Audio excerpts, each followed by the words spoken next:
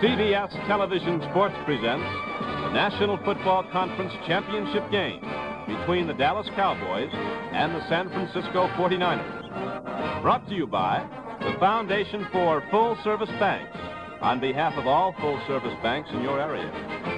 And by Ford and your Ford dealer, who bring you the better idea cars for 1971. And by Allstate Insurance Company. You're in good hands with Allstate. And by Olympia Beer, brewed in Tumwater, Washington, because that's where the water is.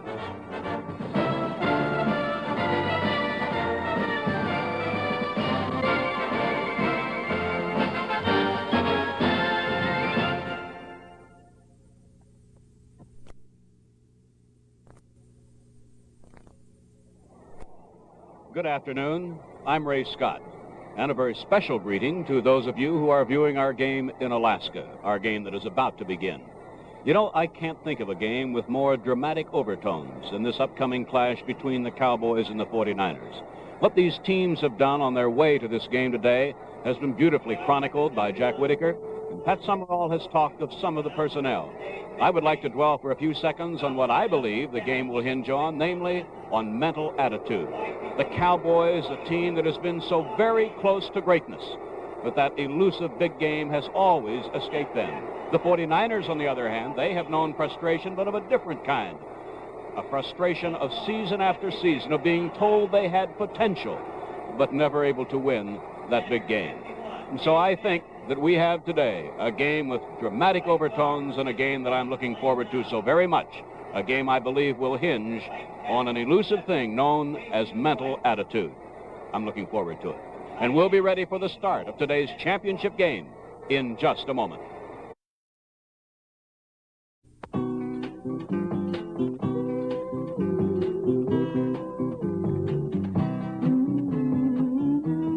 Maybe the nicest thing about going away is coming home. Home to quiet walks with a friend. Talks about things that don't really matter. Or maybe just laughing over a beer.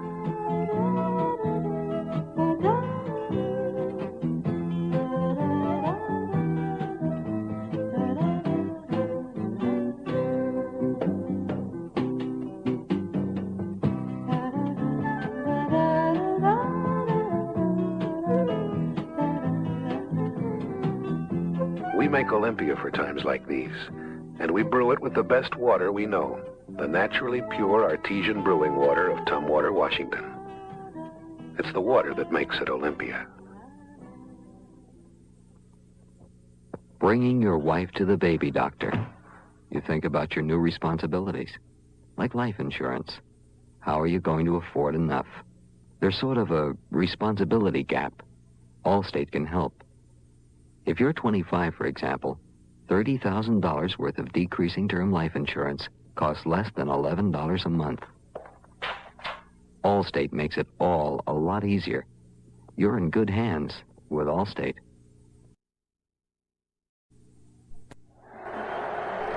It is 48 degrees in San Francisco. Yesterday there was a big wind. Today there is practically none. And Pat, in all of my years in coming to this great area, I can't recall two more beautiful days than we had yesterday and again today. It is just spectacular here at Kezar Stadium. Perfect, I guess, just ideal weather conditions for any kind of football game. And one as big as this one, well, it has to be just a great asset to have a day like this. Field, by the way, is in excellent condition, a fast track. The early rains this week kept off the playing surface, of course, by a tarpaulin, and the ground crew has just done a beautiful job. So we have 48 degrees, practically no wind. And right now, the co-captains are going out onto the field to meet with our officials, Tom Bell, the referee, the umpire, Lou Palazzi, the head linesman, George Murphy. The indication there that the Cowboys won the toss and elected to receive. The line judge is Bill Schleibaum, the back judge Ralph Vandenberg, the field judge is Tony Scover. We have two alternates here today, George Renix and Gordon McCarter. In other words, just everything has been done to provide a perfect setting for this clash for the National Football Conference Championship between the San Francisco 49ers, who have just huddled with their head coach, Dick Nolan, and across the field, Tom Landry, the head man of the Dallas Cowboys. Our color guard is in position. The national anthem will be sung by well-known entertainer Johnny Mathis. And here today as the special guest of the 49ers to sing the national anthem is San Francisco's very own Johnny Mathis. The announcement made that this is Johnny Mathis's home city. So we invite you to join us in our national anthem. Say, can you see by the dawn's early light what so proudly we hailed at the twilight's last gleaming, whose broad stripes and bright stars through the perilous fight o'er ramparts we watched were so gallantly streaming, and the rocket's red glare, the bombs bursting in air, gave proof through the night that our flag was still here. Oh, say does that star-spangled banner yet wave o'er the land of the free and the home of the brave.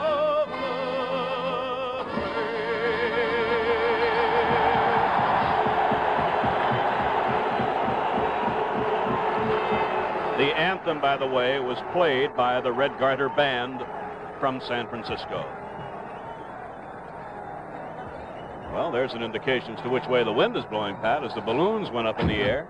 It'll be Dallas, let's see, with a bit, they'll have a following wind, the Cowboys will, in the first quarter, but not that much of a wind. Bruce Gossett will kick off. The deep men for the Dallas Cowboys. Number 43. There's a 33. It's Cliff Harris, yes. Cliff Harris ordinarily would not be back there. And Mark Washington, the young speedster, defensive cornerback. The ball was teed up, blew off the tee. Nope, there it goes again.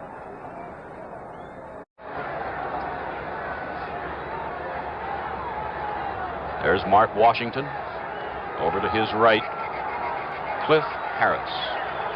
Two of the Cowboys' defensive backs. Capacity crowd, and we're happy that you're with us. The up man, and I think he went off his knee and went out of bounds, was linebacker Steve Kiner. So the Cowboys, with a following wind, will start 1st and 10 from the Dallas 33-yard line. Craig Morton, number 14, will start at quarterback. We expect to see Dwayne Thomas, number 33, and Walt Garrison, number 32, at running backs, and they're there. That's Garrison right behind Morton and Thomas behind him. This is Thomas, and he's met behind the line by middle linebacker Frank Nunley. The Dallas Cowboy wide receivers will be Rucker, 88, and Hayes, 22. The tight end is Mike Ditka on the upcoming play, number 89. Rucker left, Hayes right. Ditka tight end on the left side on 2nd down, 11. Morton to Ditka, incomplete. Hit very hard by middle linebacker Frank Nunley. It'll be 3rd down, 11. Throughout the afternoon, you will see a lot of Frank Nunley because the 49ers, like the Dallas Cowboys, play a defense which protects their middle linebacker so that the only offensive blocker who can really get a good shot at him is the offensive center, and he sort of has to run him down from behind. But for the most part, Nunley and Leroy Jordan, the Dallas middle linebacker, will be names that you'll be hearing a lot of. Hayes and Rucker both to the left on 3rd down, 11 from the Dallas 32.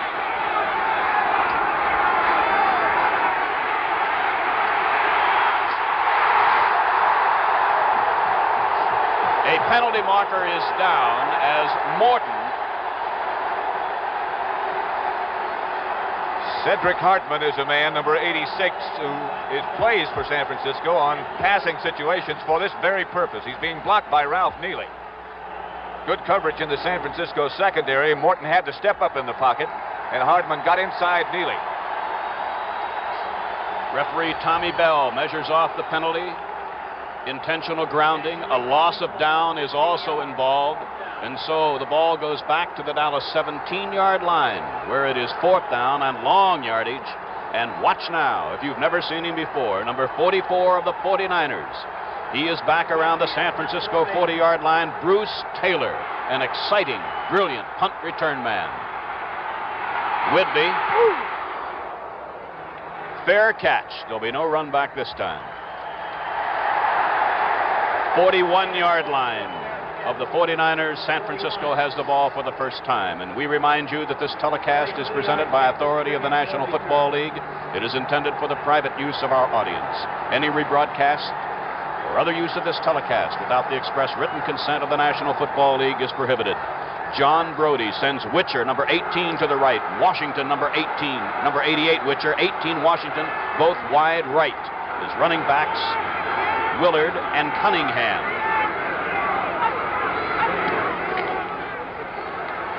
Willard, 2 yards.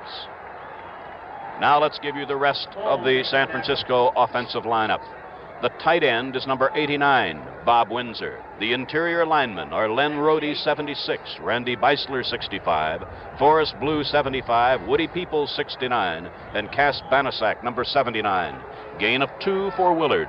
Second down, 8, 49ers. From their 43, there is no score. Washington goes left and Renfro moves out with him. Witcher to the right, Adderley covers him. This is Willard, a block from Beisler. Coming up will be about a 3rd and 1 as Willard is out of bounds at exactly midfield. Hit out by Charlie Waters of the Dallas defense. Dallas is a very, very difficult team to run against.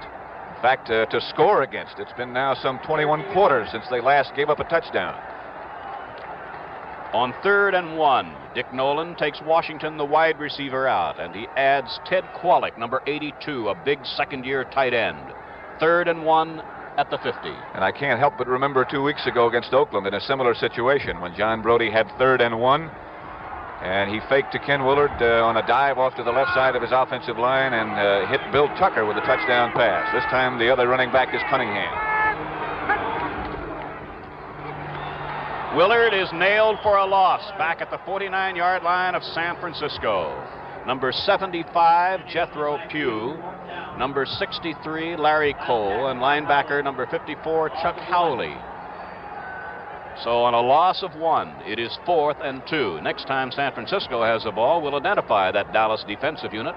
But right now, Steve Spurrier is in to punt on 4th and 2. And number 22, you will see Bob Hayes.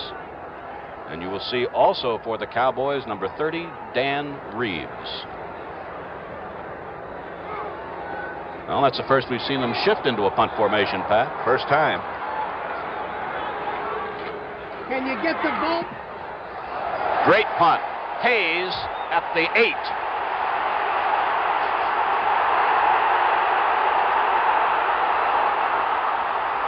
Out of bounds, 16-yard line, Bob Hayes, and that's where Dallas has the ball. With the score, Dallas nothing, San Francisco nothing. Let's pause for a moment.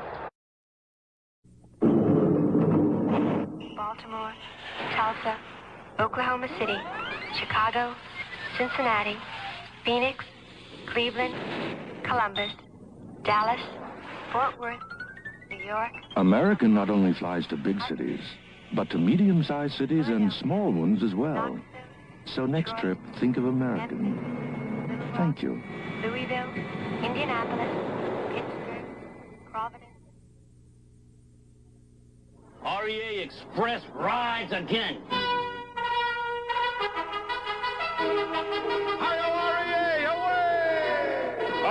Express rides again. REA away. REA Express rides again. REA Air Express, the fastest delivery of small shipments known to mankind. REA away. the Dallas interior linemen, you'll see Ralph Neely, 73, Nyland, 76, Dave Manders, 51, Blaine Nye, 61, and Rayfield Wright, 70. Pettis Norman is the tight end, number 84. First and 10 Cowboys from their 16. This is Garrison to the 20. Tripped up by Kruger. Final tackle by Bell. With second down and about 7 coming up, the San Francisco defense, Bill Belk, 72, Roland Lake, 60, Charlie Kruger, 70, Tommy Hart, 53. They're up front. We'll pick up the rest of that unit in a moment. Dallas second down, 7 from their 20, first quarter, and no score. 11:40 left to play in the first quarter. That was Rucker in motion. This is Garrison, and he's close to a first down at the 27-yard line. Now there's Tom Landry. He's talking now with Pettis Norman. Mike Ditka was in on the last play as a tight end. Now Norman will come in with the play choice here, as it's the first down of the game has been registered by the Cowboys at the Cowboy 27. This change of tight ends is something that really helped to turn the season around for Dallas. During the first part of the year, whoever the quarterback was, Roger Staubach or Craig Morton, they called their own plays. But Tom Landry just felt that he wanted to take some of the pressure off them, and he's been shuttling the tight ends, and since then, Dallas has been tough. Rucker right, Hayes left. Garrison again to the 30. Gain of 3. Ran into middle linebacker Frank Nunley. When it comes to stars, nothing can match the lineup of celebrities and athletes on next Sunday night's Super Comedy Bowl. From the world of showbiz, there'll be John Wayne, Lucille Ball, Carol Burnett, Jack Lemmon, Charlton Heston, Artie Johnson, and many more. In the world of pro football, there's Joe Namath, O.J. Simpson, Dick Butkus, Deacon Jones, Emerson Boozer, Roman Gabriel, and many more of them also. So don't miss the Super Comedy Bowl next Sunday. It's at 8 o'clock and 7 Central Time. With 10:48 to play in the first quarter, Walt Garrison has been injured. He is being administered to, already checking into the huddle, his replacement, number 42, Claxton Welch. Now let's identify the rest of the San Francisco defense. The 49er linebackers are Jim Snydecki, number 58, who moved in when Skip Vanderbutt was injured. Frank Nunley, number 57, Dave Wilcox, 64. At the corners for the 49ers, you will see Bruce Taylor, number 44, and Jimmy Johnson, number 37. And deep in that secondary, the veteran Rosie Taylor, 25, and Mel Phillips, number 32. Garrison has to be aided from the field. He is replaced by Welch. It is 2nd and 7 Cowboys from the Dallas 30. Lakes has replaced Edwards at a tackle for the 49ers. Hayes to the left. Rucker to the right. This is Welch, 2 yards. Nunley made the tackle. And the ever-present Frank Nunley was there, number 57. And what some fantastic games we have seen him play throughout this year. Just spectacular. Looks like he might be shaken a bit now. Nunley is number 57, leaving. Replaced by Ed Beard. And there have been what could turn out to be 2 critical injuries already to Nunley for San Francisco and Garrison for Dallas. Dennis Holman is in as a receiver on the left. It's 3rd and 5. A tremendous rush by Hardman. As a result, the pass short of its target by Morton, and it is 4th and 5 Dallas. So now the Dallas punter takes over. That means Ron Whidbey. He averaged just a little over 41 yards per punt. And he's kicking to number 23, Fuller, number 44, Taylor, back at the San Francisco 30. 9:50 left to play in a scoreless first quarter at Kezar Stadium in San Francisco.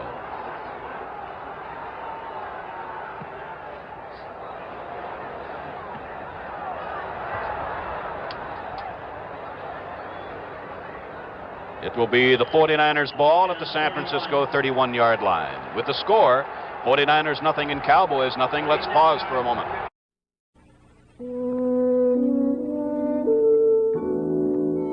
Back in 1902, we had a great idea.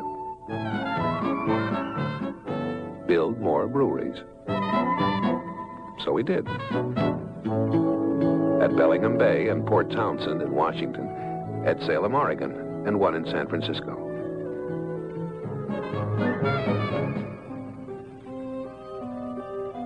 The beer we made in these breweries was good, all right, but it just wasn't the same Olympia we brewed back home.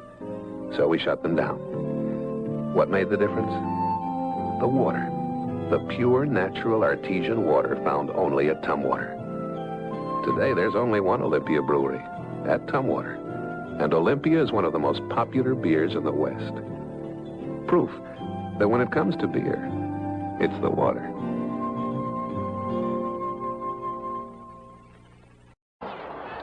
.9:38 left to play in the first quarter. The 49ers have the ball for the second time. They have yet to register a first down. It's at the 31-yard line of the 49ers. Witcher right, Washington left.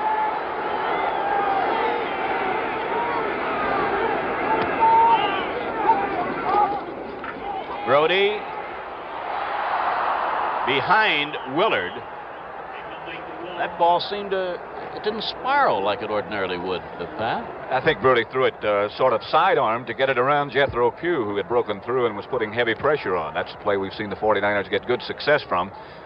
Faking a sweep and then throwing to one of the deep receivers. That time Witcher was well covered. He was the prime receiver. And Brody just tried to dump it off to Willard and had to throw it under the arms of Jethro Pugh. That's the first pass Brody has thrown today. He again has Witcher to the wide side, the right, and it's 2nd and 10 from the 49er 31. This is Cunningham. And he's out across the 35 to about the 36 or 7, where he is met by Charlie Waters and Bob Lilly. And as Cunningham returns to the 49er huddle, let's set this Dallas defense for you. George Andre, number 66, Bob Lilly, 74, Jethro Pugh, 75, and Larry Cole, 63. They're up front. The linebackers are Chuck Howley, 54, Leroy Jordan, 55, and Dave Edwards, number 52. Now both Washington and Witcher are wide right on 3rd and 5 from the 49er 36.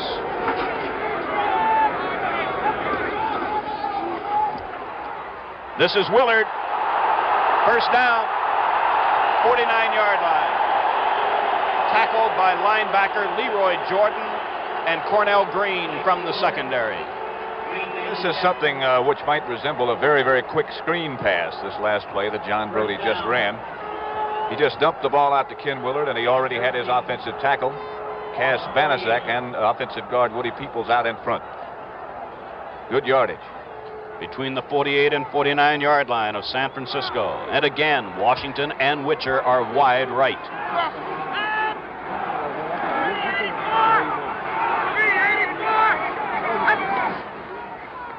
The fake was to Willard. The pass is for Washington. He's at the 9-yard line. First and goal. Here it is again. It's a strong formation. It looks like Brody is working right into the strong part of the Dallas defense. But as we've seen Washington do so many times this year, he doesn't mind double coverage. He doesn't mind a zone. Nothing seems to be able to stifle him. What a tremendous year he had. So Brody now is 2 of 3 for 55 yards. And remember, Dallas has not given up a touchdown in 21 quarters. First and goal from the 9.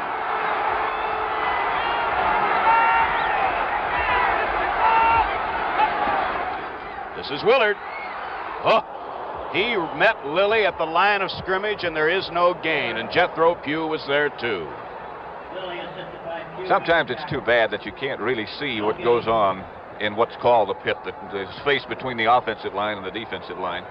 There's one matchup today, one pairing that would be worth just watching right by itself. That's between Bob Lilly, number 74, who just made that tackle, and the man across the line from him for San Francisco, Randy Beisler. That ought to be some battle all day long. Second and goal from the 9. Washington left and Witcher right.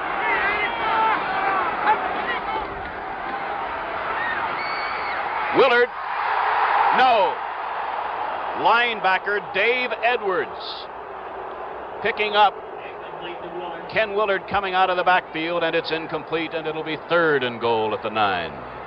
Brody was able to get just exactly the matchup that he wanted there. Edwards is the strong side linebacker for Dallas. He plays usually in front of the tight end.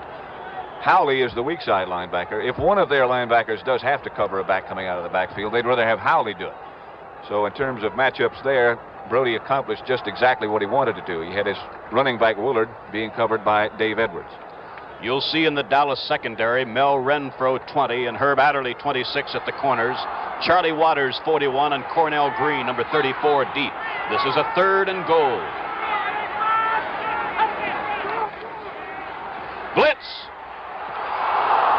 Cornell Green was blitzing, and the pass intended for Willard is short. And it's 4th and goal, and in comes the place-kicking unit. And the Cowboys defense has still that tremendous record intact. The crowd was a little bit unhappy with Brody, but as you pointed out, Ray, Cornell Green, the safety man, was blitzing, and Brody had really no chance. He did have Willard open, but he was lucky to even get the pass off without losing yardage. That is something, by the way, that Dick Nolan, this 49er coach, was telling me before the game that he felt was one of the real big differences in Brody this year and years past, was that he had the ability to get rid of the ball without taking a loss and at the same time not getting it intercepted. Gossett, 21 field goals, has just hit another one. The 49ers are on the board, and they lead by 3-0. We'll be back with San Francisco's kickoff in just a moment. This is Ford's Maverick, the simple machine. Simple to own, drive, and service. And this is one of the strongest, quietest Fords ever built. The 1971 Ford LTD. But small cars aren't big enough for some people, and others don't need a large car. So Ford has something right in the middle you should know about. Torino. If you like small car prices and the sportier way small cars handle, but you don't want to give up the smoother ride of a big car or room for 6, remember, Ford's got something right in the middle. Torino. And you can take your choice of sedans, wagons, sports roofs, hardtops, even a convertible. When you want some of the things from a small car and some of the things from a big car, you want something right in the middle. Torino. All 14 models are available at your Ford dealers now. Ford gives you better ideas. Mark Washington there on the left is one of the deep receivers. Over to his right is Cliff Harris. There's Harris. Gossett kicking into the wind. 6:31 left in the first quarter. The 49ers have scored first on the field goal. That ball's really hanging. One of the up men, Charlie Waters, brings it out to the 31-yard line. That wind's a lot stronger than we thought it was. Next weekend, Sunday, January the 10th, National Hockey League action returns to the CBS television network every Sunday afternoon throughout the conclusion of the Stanley Cup playoffs. You'll see all the great teams in this fast-paced sport every Sunday through the Stanley Cup playoffs. On January the 10th, it'll be the Philadelphia Flyers against the Montreal Canadiens at 1:30 p.m. Eastern Time. Bob Hayes wide right as the Cowboys line up in the eye. Rucker in motion left. This is Dwayne Thomas. And the Cowboys have crossed into 49er territory at the 48-yard line, where Mel Phillips moved the brilliant first-year running back out of bounds. Not a very complicated play, just straight ahead. Neely is out in front with a good block, but watch the strength that this guy possesses as he just pulls through the tacklers. Doesn't look like he's all that fast, but nobody seems to run him down. Strong candidate for Rookie of the Year, Dwayne Thomas. And on the other side of the line is a young man by the name of Bruce Taylor, who will be considered for that honor. First down, Cowboys at the 48-yard line of San Francisco. Here comes Rucker. This is Claxton Welch, who came in when Walt Garrison was injured a little while ago. Good gain on first down. And it'll be second down and 2 as Bruce Taylor made the tackle. Should point out that both Frank Nunley, who was injured a little bit earlier, has returned to the game, and Walt Garrison, who on the play before was hurt when he was hit by Nunley, is up and around on the Dallas sideline. So apparently neither of those two is hurt very seriously. 5 minutes and a few seconds left to play first quarter. Dallas 2nd and 2 at the San Francisco 40.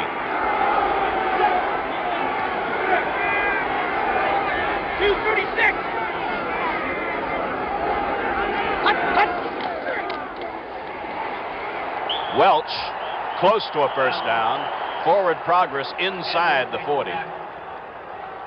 Edwards, 74. Phillips, 32. Hardman, 86. They stopped the play. It is third down and about a foot away from a first down. It's been said for years, Ray, that Dallas is a team that likes to finesse. That they're not a strong team in any particular offensive facet of their game. But since they've become such a good running team, Tom Landry says now we're no longer a finesse team. We're now a tough team. That's a big difference in their character over the last few weeks. First down for Claxton Welch at the 36-yard line. Claxton Welch, second year, 5'11", 203 from Oregon. So the Cowboys have a drive going now, and it's 1st and 10 at the San Francisco 36-yard line. Morton has gone to the air 3 times. He has yet to complete a pass. Welch has carried 4 times for 14 yards. 48 yards on the ground so far for Dallas.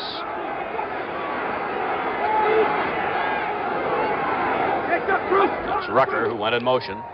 Morton looking deep. In and out of Rucker's hands at the 15-yard line. Morton had to do a little dance to get up in a position to throw that ball, but he'll never throw one any better than that. He had to zip it in the middle in between defenders, and he got that done. Rucker just couldn't hold on. Rucker, by the way, first year from Boston University. I believe it's Boston University. That's correct. He's a very close friend of Bruce Taylor, who's the San Francisco defensive back. So Morton now has passed 4 times, looking for his first completion. 2nd and 10. This is Welch. Penalty marker down at the line of scrimmage. Now we'll watch for a preliminary signal, a holding indication from one of the officials. That's the preliminary signal. There was a gain of 6 yards on the play. So a blow to Dallas. As the 6-yard gain is nullified, the holding occurred along the line, 15 yards from there. Back to the Dallas 49-yard line, and here's referee Tommy Bell with the signal. So Dennis Holman now comes in, number 24, one of the Dallas wide receivers. The Cowboys must reach the San Francisco 26-yard line for a first down. So it is 2nd down, 25. Rucker lines up wide right. Oh, that looks like that's that wishbone the way they lined up. Hayes went in motion. We have another marker down. This is Claxton Welch. And Jimmy Johnson, the cornerback, and Dave Wilcox, the left linebacker, stopped the play. But remember, a penalty marker is already down.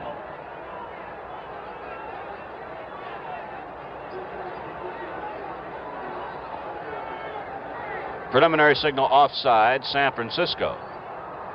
The gain on the play was about 5 yards. So the advantage would be in gaining the down as far as Dallas is concerned. Dallas, you'll notice on every different play, shows some kind of different front. They'll put different guys in motion in opposite directions on one play to the next. They are trying, as Kansas City tries to do so many times, to create some little confusion in the defensive secondary. Some little moment of indecision where somebody in that secondary might make a mistake. Rucker lines up to the right. Jimmy Johnson picks him up. It is 2nd and 20. Hayes in motion. This is Welch. Inside the 35 to the 32-yard line, and it'll be 3rd down and about 6 or 7. Mel Phillips made the tackle, and Rosie Taylor. We should call that play the draw play, which in the beginning of the play looks like a pass. In a situation when the defensive team is anticipating pass, and you figure you're going to get a hard pass rush from the front 4. That's when it works to the greatest degree of success, as it did then for Dallas. The Dallas place kicker, of course, waiting in the wings, Mike Clark. It is 3rd and 7 at the 49er 33.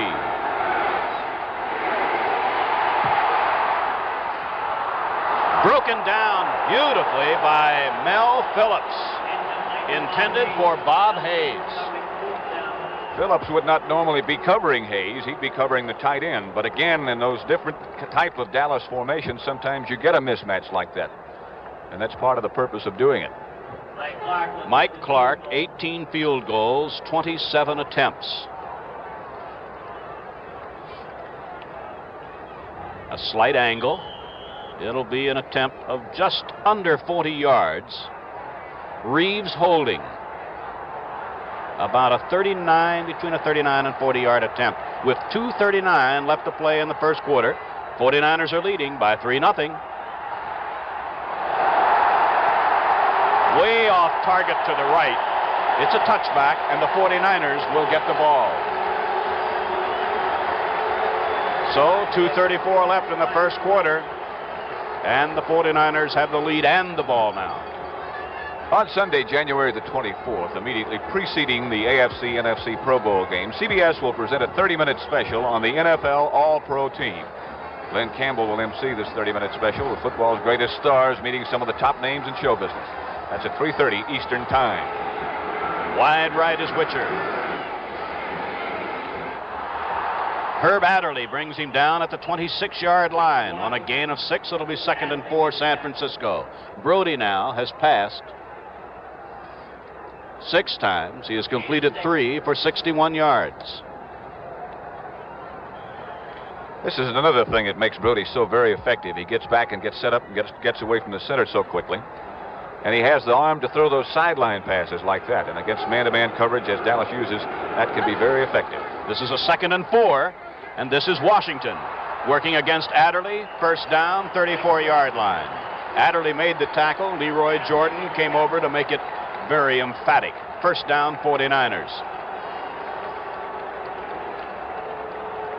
As fast as Washington is and as quick as he is getting down the field and running that pattern, and as we pointed out a second ago how quick Brody can get the ball out there, it's almost impossible for a linebacker to get out and help and take the short zone away from those receivers and help out underneath for the cornerbacks, Adderley and Renfro. That can be a very effective pattern all day. Brody has Washington now to the left side. Penalty marker down as Willard comes straight ahead. It looked to me like Brody might have been trying to take advantage of the fact that the lineman had jumped into that neutral zone. That is something that he and Forrest Blue, his offensive center, have worked on. If they see somebody jump offside, Brody is always ready, and he snaps the ball before they can have time to get back. Well, it's a pickup of 5 yards on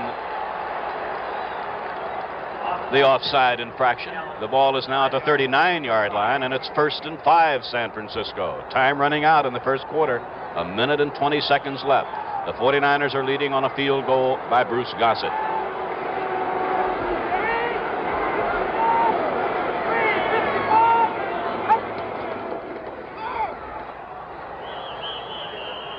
Tough yardage for Doug Cunningham. No more than, well, about a yard to the 40, where it'll be 3rd and 4. Dave Edwards made that defensive play for the Cowboys. 2nd and 9. The crowd is responding to the announcement by the public address announcer that it's 2nd and 9.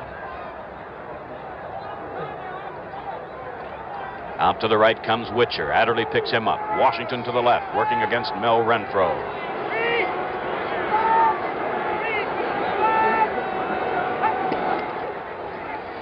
This is Willard, and he has a first down at the 46-yard line. I believe that Cornell Green was blitzing again that time, wasn't he, Pat? Yes, he was, right up in the line. He misguessed Brody's count a little bit. He wasn't able to hide the safety blitz as much as you'd like to make it effective. There's Cornell Green, 34, who had been a cornerback before this year, but now is the Dallas strong safety. Willard has carried 5 times for 14 yards.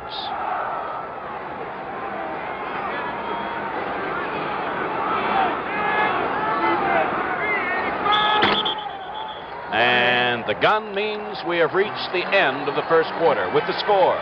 The San Francisco 49ers 3, the Dallas Cowboys. Look, we rent an apartment. Why do we need insurance?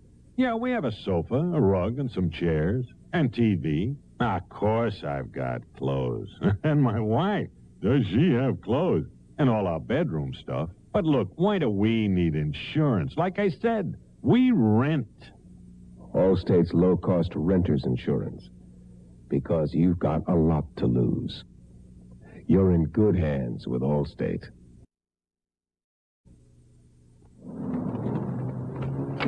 Welcome to American Airlines, sir. Sir? Excuse me, sir. Your baggage has been checked through to New York, sir. Gate 7. Number 7.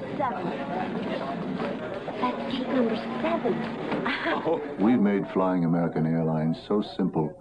All you have to do is drive up to our doorstep. So when you have other things on your mind, it's good to know you're on American Airlines.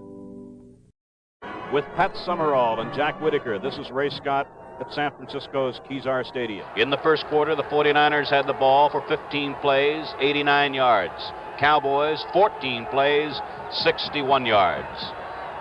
First down, 10, 49ers at the San Francisco 46-yard line. Washington is out wide to the left side. It's Cunningham and Willard behind Brody.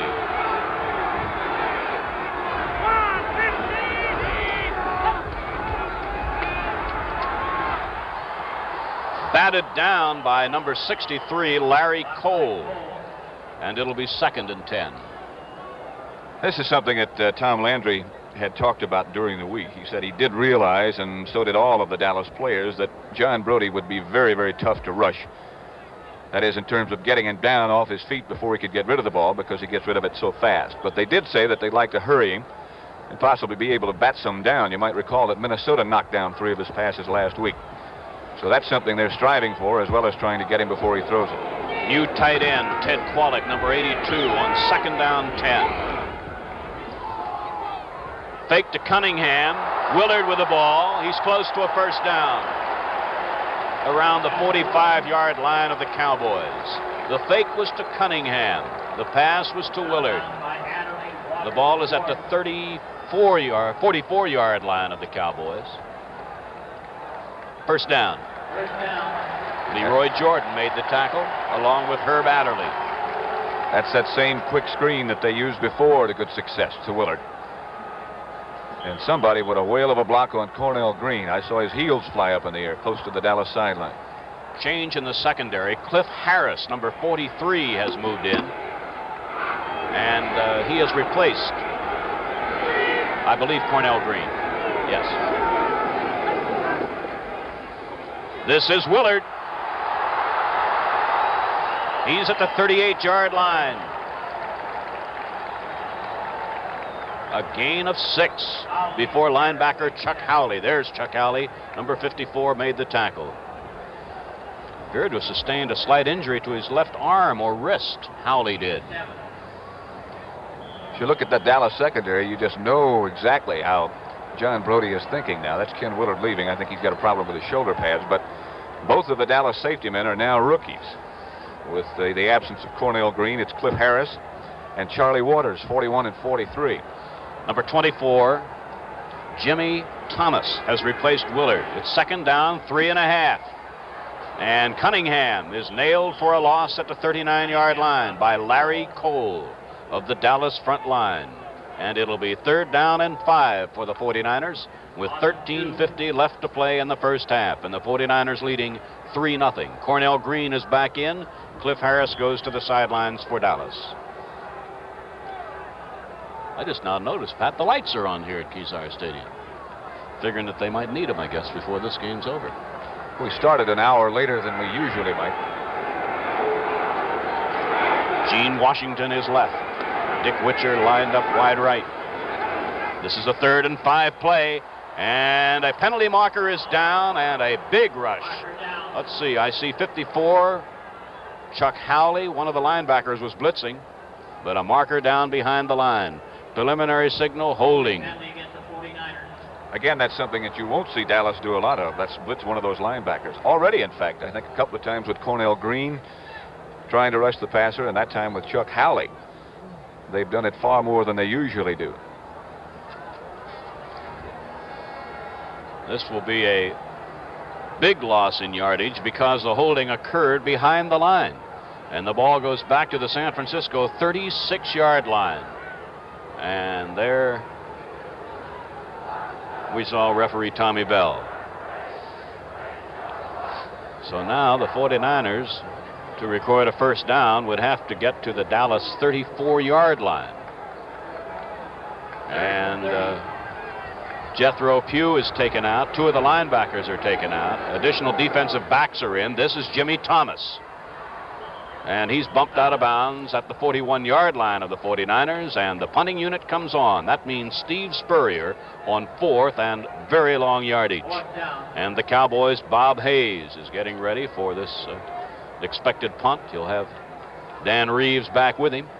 And Spurrier here in the second quarter has the advantage of a following wind.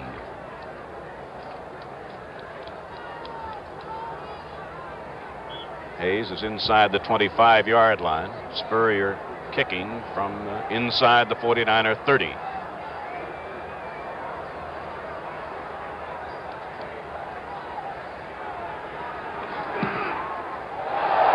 What a punt.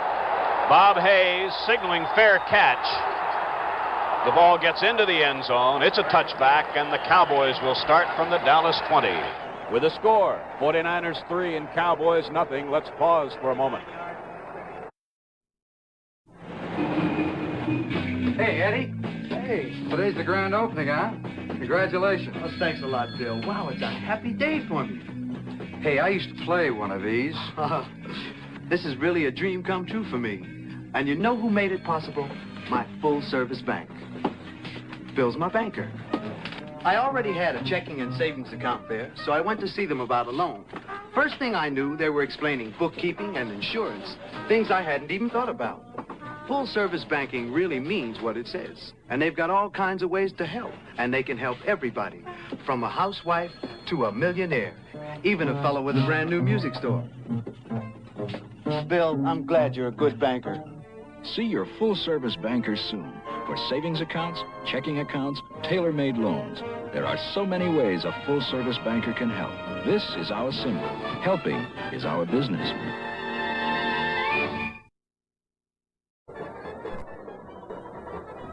As we look at veteran John Brody, and to his left, the brilliant young receiver, Gene Washington, I'm reminded that John Unitas, the veteran quarterback of the Baltimore Colts, and his teammates, we extend congratulations to them on their winning of the American Football Conference Championship earlier today. First and 10 Cowboys from the Dallas 20-yard line. Craig Morton is the quarterback. He sends Rucker in motion. And this is Garrison, getting just a yard or so. Frank Nunley, 57. Jim Snydecki in on the tackle. We'd like to remind you that next weekend, CBS will bring you another sports special, the Glenn Campbell Los Angeles Open Golf Tournament. This is the first event of the 1971 PGA Tour. Most of the top pros will be competing, including defending champion Billy Casper. That's Saturday, January 9th at 5, and Sunday, January the 10th at 4:30 p.m. Eastern Time, live and in color. Second down, 9, Dallas. This is Dwayne Thomas. And he's out close to a first down around the 30-yard line. Dwayne Thomas has carried now 3 times for 30 yards. Garrison 4 for 14. And Claxton Welch 5 for 27. It is a first down for the Cowboys at the Dallas 31-yard line. 12:24 left to play first half. The 49ers are leading 3-0. Rucker lines up wide right, as does Hayes.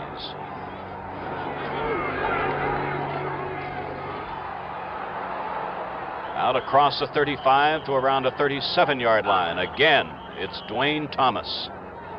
Ran into Nunley and Wilcox. There's Thomas, number 33. Pat, I don't think I'll ever forget, not in a long time at least, the day that he had against Kansas City when the Cowboys came back for that very big victory after losing by such a one-sided margin to the Vikings. That was the first really big day he'd had. Calvin Hill had started the season as the Dallas running back along with Walt Garrison.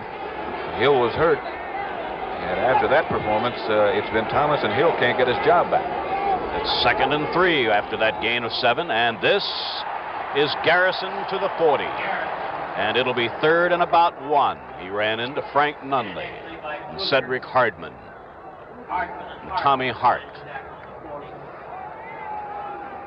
Morton has passed 5 times, and he is looking for his first completion. Ditka comes in, so he and Norman, both tight ends, will be in on 3rd and 1.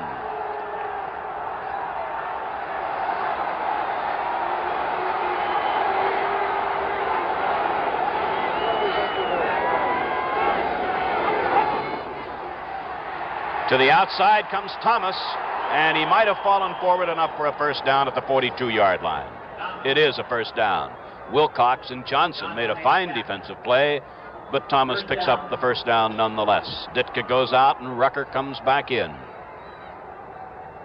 This Dallas drive started at the Cowboy 20-yard line, following a punt into the end zone by Steve Spurrier. Morton sends Rucker out to the left, working against Bruce Taylor. Hayes to the right, on the corner where Jimmy Johnson is.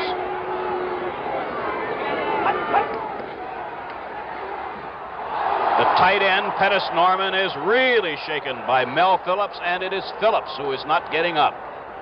Now he's up, but slowly, and he's limping. Just a quick pass from Morton to the tight end, Pettis Norman, number 84, and he really got popped by safety man Mel Phillips, who's now leaving the game. He got his hand hurt last week. This now seems like it's something wrong with one of his feet. Dick Nolan was saying before the game that Mel Phillips is the most thoroughly prepared football player that he has ever been associated with. It's 2nd and 10, and Johnny Fuller has replaced Phillips in the secondary. A screen to Dwayne Thomas. And he has a first down at the 49er 44-yard line, where he's collared by linebacker Dave Wilcox. So Morton's first completion moves the Cowboys into 49er territory.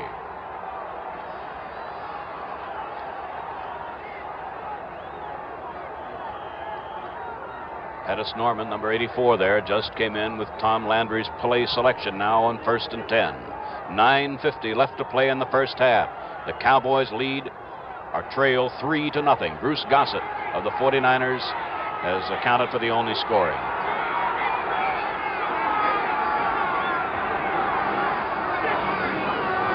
Out of a double wing now. The fake was to Thomas. This is for Hayes. In pursuit was Johnny Fuller, who just came into the game 2 plays ago.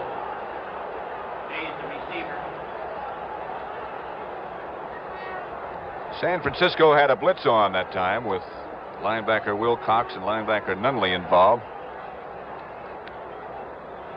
Let's take a look at this. 64 is Wilcox to the left of your screen, picked up by Nye. Nunley went to the other side. Fortunately for Dallas, Morton, the quarterback, had called a short rollout, and he rolled away from that pressure from the linebackers. He did get the single coverage on the man that he obviously wanted to work on, Johnny Fuller, who just replaced Mel Phillips. And he got the receiver on him, too, that he wanted, Bob Hayes, who, of course, can fly. Brief delay because Hayes just got back to the huddle. Now it's 2nd and 10, the Cowboys. Hayes to the right.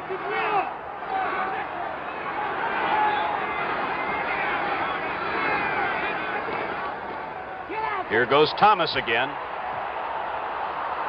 Out of bounds. 33-yard line. It's another Dallas first down. And now Mel Phillips goes back in. Bill Belk will replace Cedric Hardman at a defensive end. But the Cowboys' first big sustained drive of the game has moved them now to a 1st and 10 at the 49er 33. 9:20 left to play in the first half. Thomas now has carried 6 times for 50 yards and 93 yards on the ground for the Dallas rushing attack. Rucker and Hayes wide right.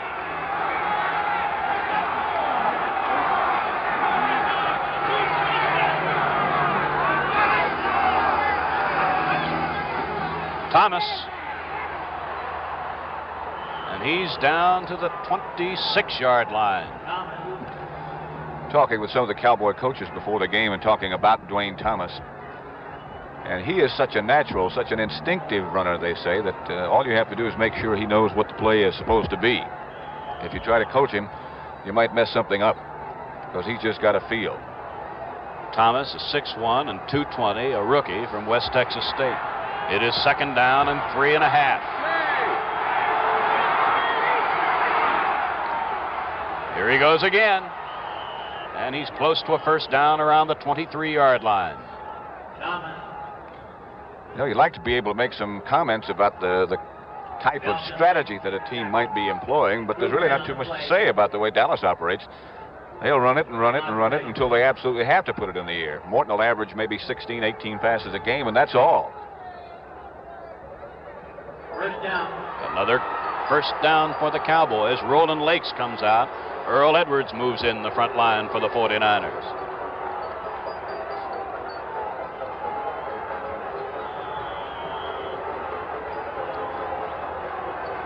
So the front wall now of San Francisco: Belk, Edwards, Kruger, and Hart. 1st down, Cowboys.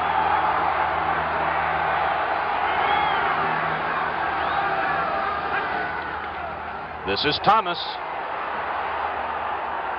This time he gets about 2 yards to the 21-yard line. Boy, they seem to be getting a lot of blockers out in front of him on that type of play. They pull both the guards and the tackles to get him out in front, and Thomas is so quick getting behind him, sometimes all you need up front is just a little brush block to slow a defender down long enough, and he'll be out behind the fellows who pull.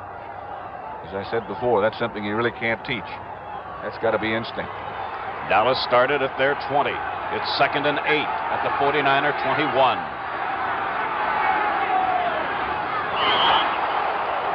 I think every official on the field threw the penalty flag.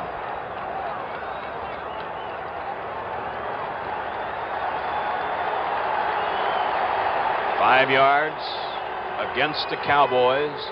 Belk leaves now. Hardman comes in. Infraction, illegal procedure. 5 yards. So now it is 2nd and 13. Ball at 25. And now let's watch those San Francisco linebackers. This is a situation that we've seen them many, many times pull some sort of a blitzing tactic. Let's see what they do. Rucker to the right. Hayes to the left. This is Dwayne Thomas. He's at the 19-yard line. And it'll be 3rd down and just about 6 for the Cowboys as Jim Snydecki made the tackle. One of everybody's all-time favorites, the Honeymooners, will be back on the scene every week beginning tonight. The show gets off to a rollicking start with Paul Lynde guest starring and Cramden and Norton posing as hippie songwriters. So join Jackie, Art Carney, and company for the opening tonight at 10 and 9 Central Time. A 3rd and 6 play coming up. Rucker to the left, Hayes to the right. The ball at the 19-yard line of the 49ers. This is the tight end, Ditka, and I don't believe he has a 1st down. The ball is at between the 13 and 14-yard line. The Cowboys had to reach the 12 and a half. So it is 4th down, and Mike Clark, the place kicker, comes in. He's tried one, which was well off to the side. And we're going to take this opportunity to pause 5 seconds for station identification.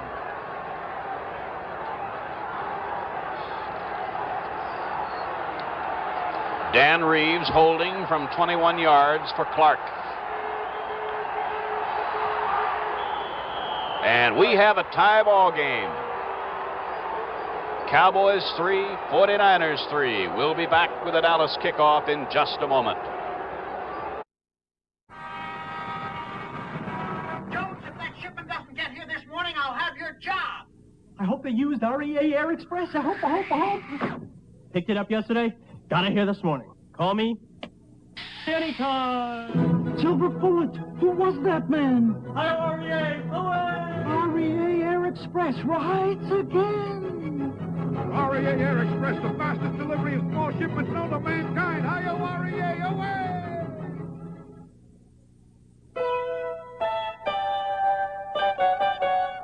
You can find anything in Hong Kong.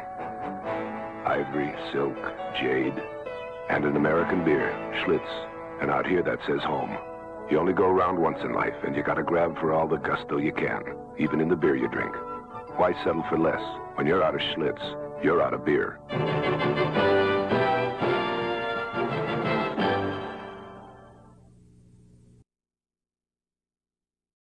There's Jimmy Thomas, number 24, along with Bill Tucker, number 45. Waiting the kick from Dallas's Mike Clark. Thomas, by the way, 68 yards and 10 carries. Jimmy Thomas at the 16, 30, 33-yard line. And with exactly 6 minutes and 1 second left to play in the first half, the 49er offense takes over. Total offense now, let's see, Dallas has had the ball 29 plays, 130 yards. 49ers 20 plays, 109 yards. Out to the left comes Witcher. To the right, Gene Washington. Willard and Cunningham are the running backs behind Brody. The fake was to Willard. The pass is to Cunningham. 48-yard line, 1st and 10. Mel Renfro made the tackle.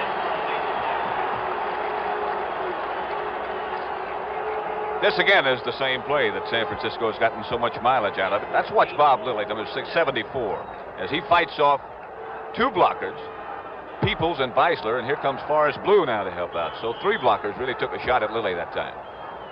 I think that would be really frustrating after a while to have that many people trying to block you and keep having to pour it on every play. The ball is at the San Francisco 47-yard line, 1st and 10. 5 minutes left to play in the first half now. The fake again was to Willard. The pass is for Witcher. Covering was Charlie Waters and Mel Renfro. Incomplete. Waters, of course, is the free safety man. Now, this is Renfro with his back to you. But he's going to get some help from Waters, who comes over because nobody comes out of the backfield for him to cover. Waters arrived on the scene. You saw how Renfro just stayed to the outside throughout that whole pass pattern, knowing that he had help coming. Usually when you see a long pass completed for a touchdown, somebody gets mixed up in that secondary, and when you expect the help and it doesn't get there, you get burned. 6 of 11 for Brody, 95 yards. It's 2nd and 10. This is Cunningham. He escaped Jethro Pugh and wound up at the 50 for a gain of 3, and it'll be 3rd and 7 as Dave Edwards wound up making the tackle. Time left in the first half, 4 minutes and 34 seconds, and the clock running with the score tied at 3-3.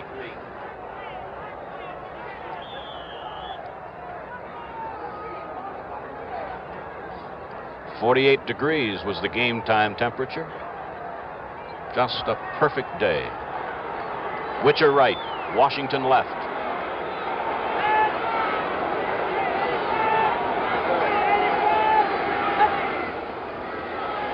The blitz. This is for Washington. Just off his fingertips at the 16-yard line. Fourth down, incomplete to Washington. At the bottom of your screen is Gene Washington. The blitz was on, as Ray said, so Renfro now has no help, in contrast to what he did a minute ago. At the top is Witcher running his pattern, but Renfro's got him all by himself now. And that's a whole different ball game. Washington has him for a moment, and Brody had the ball pretty close to being on the money, but he couldn't quite hold on. So now it's 4th and 7, and Steve Spurrier is on the scene. Bob Hayes is inside the Dallas 15. Spurrier has a following wind. Fair catch. Reeves fumble. And the Cowboys, I believe, Bob Hayes. Yep, Bob Hayes got it back. Wow. With a score, the Cowboys 3 and the 49ers 3. Let's pause for a moment. With the world getting noisier and noisier, it's hard to find a nice quiet spot these days. And it's becoming harder. Even out here.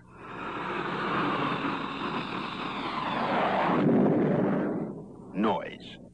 There's no getting away from it, right? Wrong. Because while everything's getting noisier, Ford cars stay quiet. Why?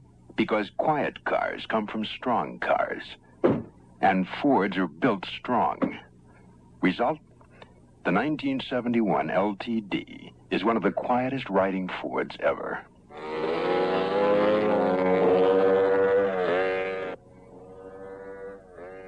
Take a quiet break in the 1971 Ford.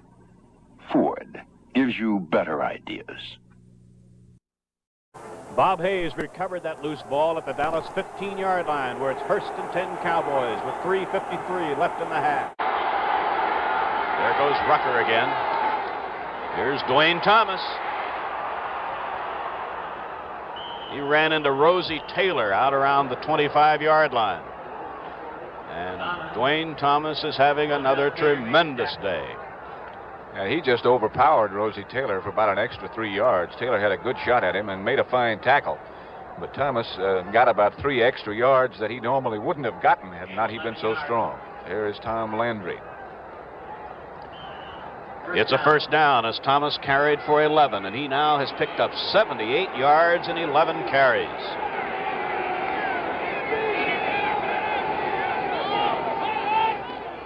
First man through is Walt Garrison, and he's out to the 32-yard line as the Cowboys are involved now in a race against the clock. And Pettis Norman sprints into the huddle with instructions from the coaching staff. Gain on that play for Garrison, 6 yards, 2nd down, 4. The clock's running. This now has turned into another element that Dallas hoped to be able to do, and that is control the football to such a degree that they would not give Brody and his explosive 49er attack as many opportunities as they might normally expect to get. Garrison is way out to the right, about 15 yards.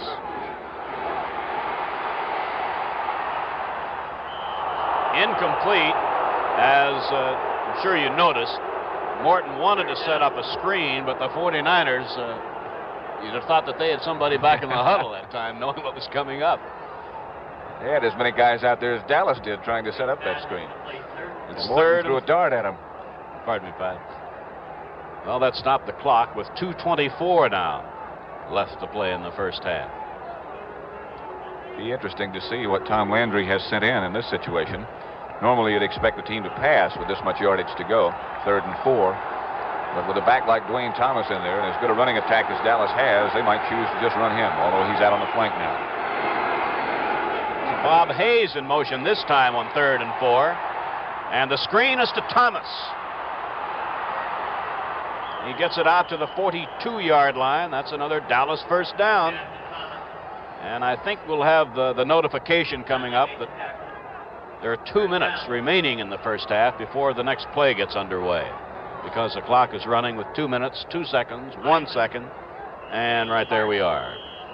So with the score, the Cowboys 3 and the 49ers 3, let's pause for a moment. No two people are exactly alike.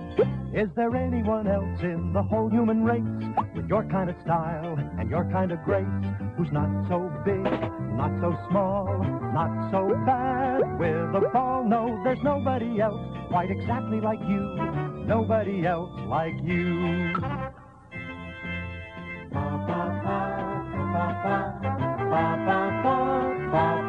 No, there's nobody else exactly like you.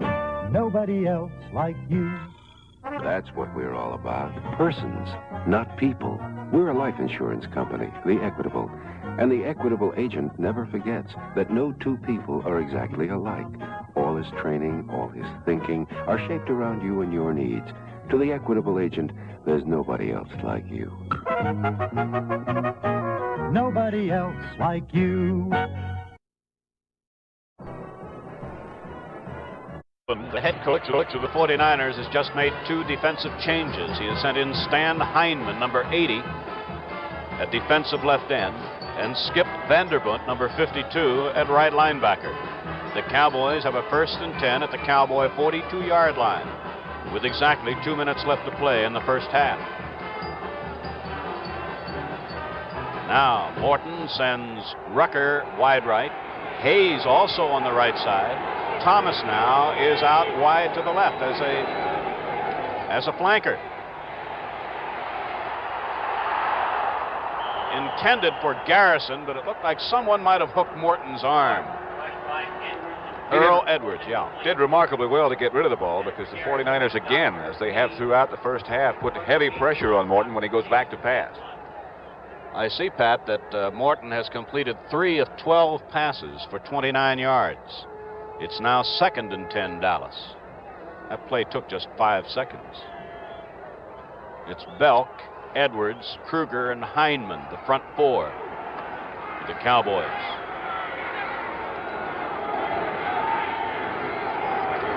Rucker coming in motion to the right. It was short of Reeves, who just came into the game. Again, as we pointed out a minute ago, Morton has been under heavy pressure. Here's Bill Belk, number 72, and watch him. He's being blocked, or attempted at being blocked, by number 73, Ralph Neely, but here comes somebody else to the outside, and again, Morton was lucky to get rid of it. 49ers, as you could probably see, had one of their linemen looping behind Belk, and he was the one who put on the outside pressure, and that's why Neely let Belk go and tried to pick him up. Belk now leaves, and Cedric Hardman, number 86, comes in at a defensive end, and it's a 3rd and 10 for the Cowboys. 1:51 now left in the half. The score is tied at 3-3. And down he goes. That's Earl Edwards, who wrapped up Morton at the 37-yard line. And the 49ers, it would appear, are about to get the ball, and Earl Edwards heads to the sidelines, and punter Rod Whidbey comes on for Dallas. And the 49ers will get it. There's Earl Edwards, the big hand for him. Tom Landry talking to his quarterback, Craig Morton. When the 49ers do get it, they'll have all 3 of their timeouts left in 1 minute and 36 seconds, 35 now. Bruce Taylor is back. 25-yard line. Oh, beautiful coverage by the Cowboys. Let's see who that was. Looks like Mark Washington, number 46. And Bruce Taylor lets him know what he thought about something there. He threw the ball at him. We should give credit, too, to Ron Whidbey, the Dallas punter, because he's been criticized to a degree. Bruce is upset. Yes, he is. One of the officials was talking to young Taylor there. So the 49ers have it. 1st and 10 at the San Francisco 26-yard line. 1:20 left to play in the first half.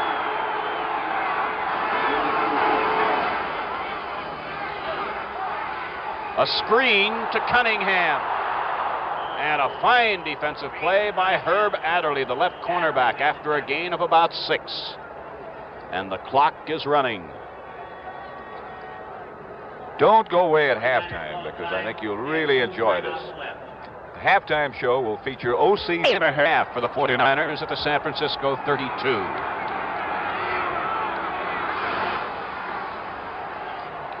Great protection. Ted Kwolek, the tight end, had a lot of company back there. Cornell Green was with him. And also Charlie Waters, number 41. So it'll be 3rd and about 4. 1 minute and 1 second. Total offense for the 49ers. 134 yards. San Francisco's had the ball 26 plays. 36 plays for Dallas, and 151 yards in total offense. Washington left. Witcher right on 3rd and 4. Doug Cunningham couldn't quite get to it at midfield, and it's 4th down, and with 57 seconds left, the San Francisco punting unit, and that means Steve Spurrier coming on. And I'm sure John Brody is very, very unhappy with himself because he had good protection, and he did have Cunningham out in the open. And it's rare that you'll see him miss a receiver when he's open and he has time to throw. Spurrier is the backup quarterback. He's number 11. The last couple of weeks, he has done an outstanding job punting. Brody, 7 of 15, 101 yards. We're going to look now from behind Steve Spurrier, number 11. He has a following wind. Wow, a great effort by Steve Kiner of the Cowboys. Fair catch, Dan Reeves at the 35. You want to see, there's Steve Kiner, the young Dallas linebacker from Tennessee, who made a great effort in trying to block the Spurrier punt.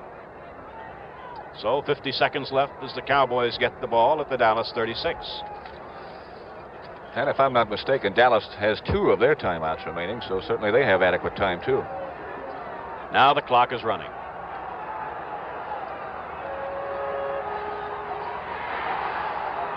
That one bounced into Walt Garrison's hands, and Morton just got rid of the ball. That was Cedric Hardman who really decked him. In spite of the fact that that was a very short pass and Garrison was just barely downfield, Morton still was under heavy pressure. You know, Ray, I think it must have something to do with what the linemen are really accustomed to doing, because Dallas pass protection now seems to be breaking down and Morton is not getting much time. That offensive line is geared to a running attack and a ball control game, and I think they're just more used to doing that than they are pass blocking. It's now 2nd down 10.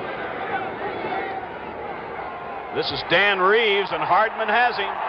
Ran him out of bounds inside the 30. Dan almost wound up in the stands. There he's, number 30. He was way over on the running track in front of the stands. Loss on the play of 7 yards. It's 3rd and 17. Tommy Hart was in for 1 play and is replaced by Stan Hindman, and that's Mike Ditka, number 89, joining the Dallas huddle. 33 seconds now left in the half. The score is tied at 3-3. There are bigger defensive ends than Cedric Hardman. He's 6'3" and 255, a rookie from North Texas State. But there are none anywhere any quicker. He gets off the ball and gets around his blocker as quickly as anybody in the league. This is Reeves, and Charlie Kruger nails him for a loss. All the way back at the 22-yard line. And the clock shows 23 seconds. That shows how much time is left.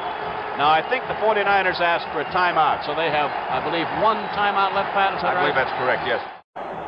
And it looks like we might again get the possibility, or at least certainly we'll have the possibility of seeing Bruce Taylor handle another kick.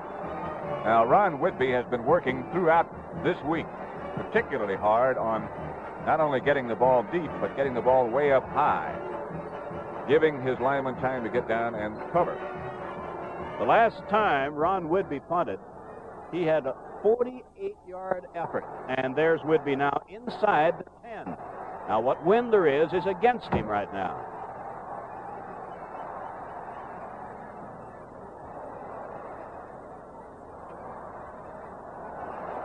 And no chance at all for Taylor, as the ball is dead at the 28-yard line with just 11 seconds left in the half.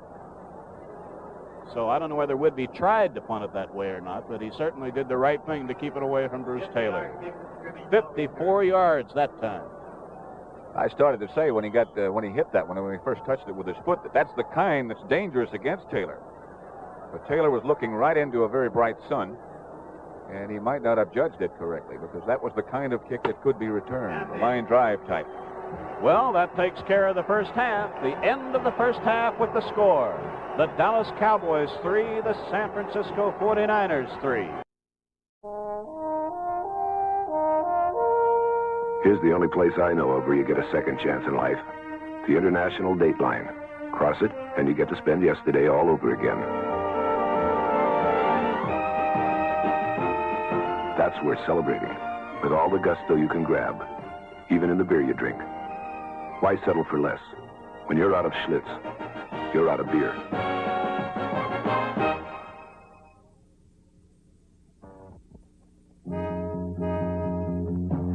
There's a computer company that has designed information systems for over 400 kinds of business. NCR. So NCR won't have to learn your business first, nor promise more than a computer can do.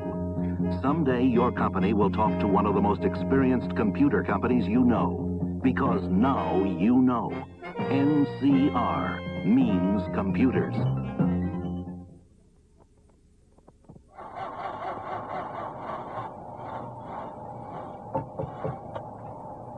Start your car for a corner, sir? Meet the Sears Diehard, with bigger plates for more power. Cold weather power. extra starting power. Sears Die-Hard, with extra starting power to start your car when most batteries won't. The Die-Hard. Sold only at Sears.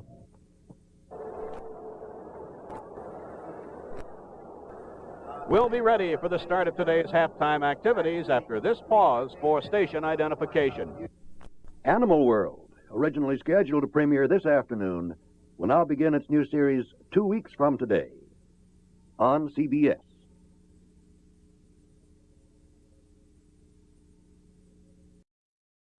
Pat Henry has just introduced this young man, O.C. Smith, and accompanied by the Red Garter Band, our halftime show is underway. Feeling low, I think about her face aglow and ease my mind. Sometimes I call up at home knowing she's busy, and I ask if she could get away from me and grab a bite to eat. And she drops what she's doing, hurries down to me, and I'm always late. Sits waiting patiently, smiles when she first sees me. She's made that way. Now, if that's not loving me, all I gotta say is that God didn't make little green apples. It don't snow in Minneapolis when the winter comes. And there's no such thing as make-believe, no puppy dogs, no autumn leaves, and no BB guns. God didn't make little green apples. It don't rain in Indianapolis in the summertime. And when myself is feeling low, I think about her face aglow, and I ease my mind.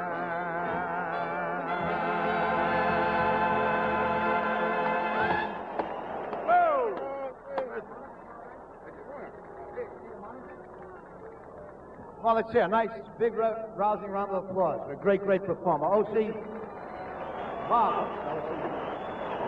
I don't know why you wore that fur coat, because it's beautiful out here today, I'll tell you that. To all you folks sitting home, this is a magnificent day, and there's a great game.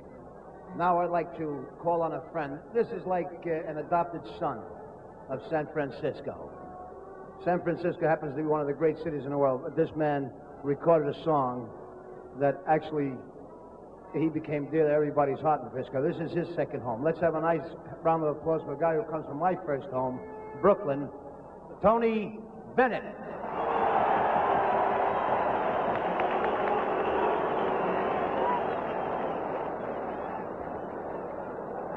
I left my heart in San Francisco, high on a hill. It calls to me to be where little cable cars climb halfway to the stars. The morning fog chills the air. I don't care, my love waits there in San Francisco, above the blue and windy sea. When I come home to you, San Francisco, your golden sun will shine for me.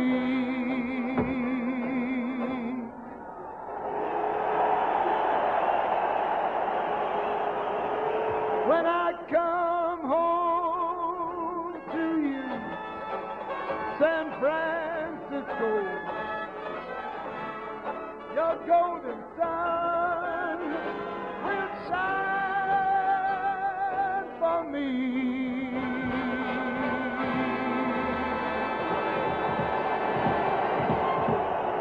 Well, let's hear it for Tony Bennett. Beautiful. Tony, don't go away. Because, ladies and gentlemen, we'd like to call on the royal family of stars from the King's Castle to come out, and we're all going to do a very appropriate number together. Johnny Mathis, who sang the national anthem so beautifully today. Johnny, will you come out? O.C. and Tony, one more time. We'd like to sing something intimate in this wonderful little room. T? All together now.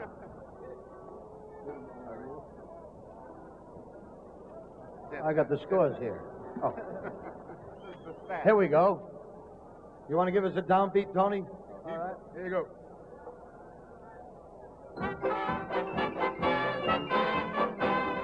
San Francisco, open your golden gate. You let no stranger wait outside the door. San Francisco, here is your wandering one, saying I wonder no more. Good. Oh, far, good. Tell me you're the heart of the West. San Francisco, welcome me home again. I'm coming home again, rolling no more. San Francisco, open your golden gate. You let no stranger waiting outside your door. San Francisco, here is your wandering one, saying I want to know more. Whoa! Good, O.C., you take it. Tell me you're the heart of all the gold. What was the Baltimore score? 27-16. San Francisco, welcome me home again. I'm coming home and go roaming no more. Let's hear it. Wonderful, wonderful performance. Thank you.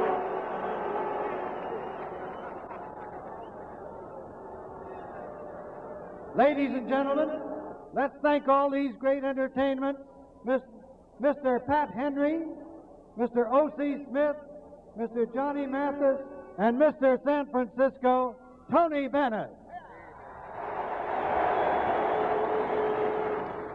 We're almost ready to begin the second half with Dallas kicking off to San Francisco. Today's National Football League game is being brought to you by New York Life Insurance Company and your local New York Life agent, and by Ford and your Ford dealer, who bring you the better idea cars for 1971, and by American Airlines. It's good to know you're on American Airlines. And by Schlitz. When you're out of Schlitz, you're out of beer. The Dallas Cowboys San Francisco 49ers game will continue after this brief intermission. If I looked like this, I'd get the ho-ho-ho. I'd like to get rid of some of the gray, but not all of it. Announcing Grecian Formula 16. It's practically clear, as easy to use as hair tonic, no mess. Use it every day until you slowly, gradually get rid of as much gray as you want. Some of it or all of it. Then once a week or so to keep it that way. Grecian Formula 16. You control how much gray you slowly get rid of. Some of it or all of it. You cut yourself like that before the big dive tomorrow, you'll draw sharks. Shark? Use Edge Protective Shave. I use this. Call that protective? Edge is a gel. This gel lubricates better than that foam. You get a smooth shave? Yeah, and I hardly cut myself anymore. It's that lubrication, I guess. No nicks, then. No cuts. And no sharks. Edge Protective Shave. Highlights of the first half where San Francisco and Dallas are tied 3-3. John Brody throwing to Gene Washington, who had gotten behind Herb Adderley. Washington down at the Dallas 10. These are the points for San Francisco. A field goal by Bruce Gossett of 16 yards. That's still first quarter. Dallas on the attack. And this has been typical. This is Dwayne Thomas. And he's been spectacular in the first half, as he has been throughout the year. Thomas again. And this has been the basis of the Dallas attack. Control the ball, run it throughout most of the first half. And that's what they've done. And with Thomas, they've been able to do it successfully. Morton to Ditka. But San Francisco held short of a first down. Mike Clark got a field goal. These are Baltimore highlights now, courtesy NBC Sports. Oakland fumble. And Baltimore recovered. This was the first big break of their game in Baltimore, a game won by the Colts 27-17. John Unitas hitting here Eddie Hinton, who almost gets in for a Colt touchdown.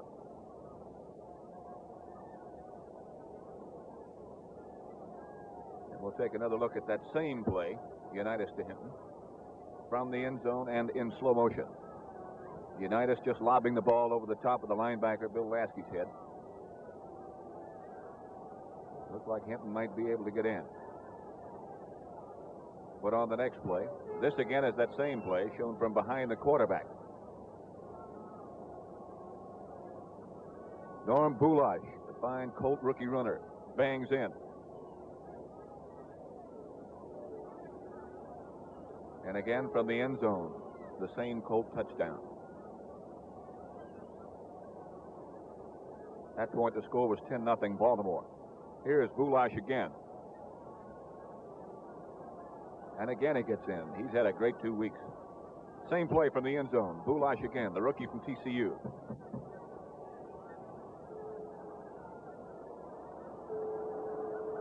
At that point, the score was 20-10. Now here's George Blanda throwing to Warren Wells for an Oakland touchdown.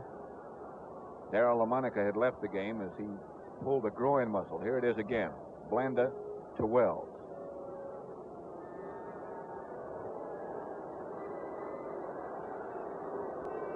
Score of that game, as we said, was 27-17.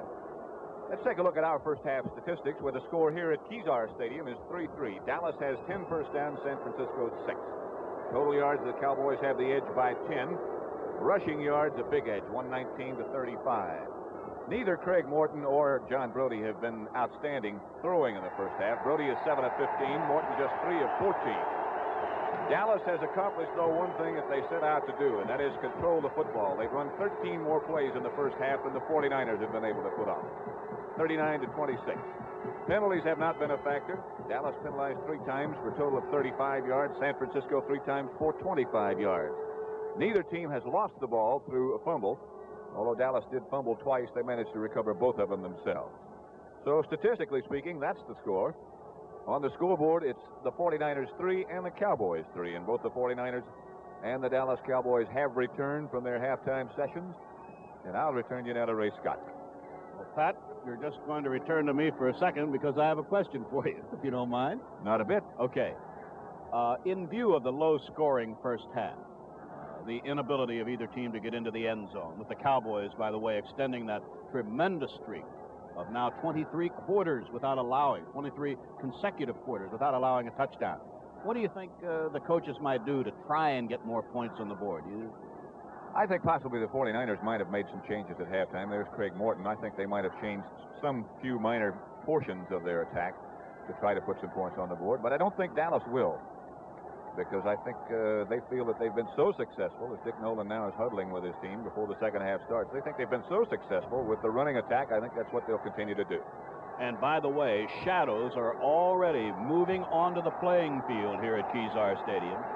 The lights were turned on before the game started, but with all due credit, we must say that the lighting here, if it really is needed, is not very good. Dallas will be kicking off. The 49ers will have number 24, Jimmy Thomas, number 45, Bill Tucker, as their deep men. Mike Clark will kick off for the Cowboys. Score is tied at 3-3 as we get ready to start the second half. There's Mike Clark. He has a following wind.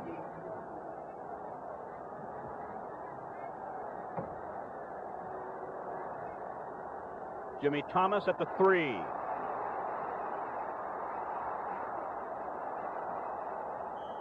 Out across the 25 to the 26-yard line. The kicker, Mike Clark, helped bring him down, along with Cliff Harris, number 43, and Richmond Flowers, number 45.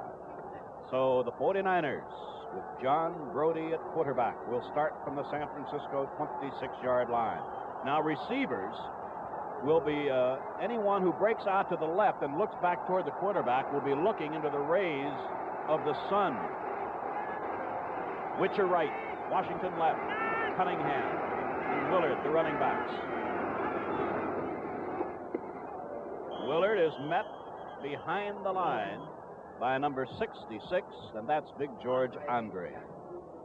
Result, if anything, a loss of a yard, and it'll be second down and about 11.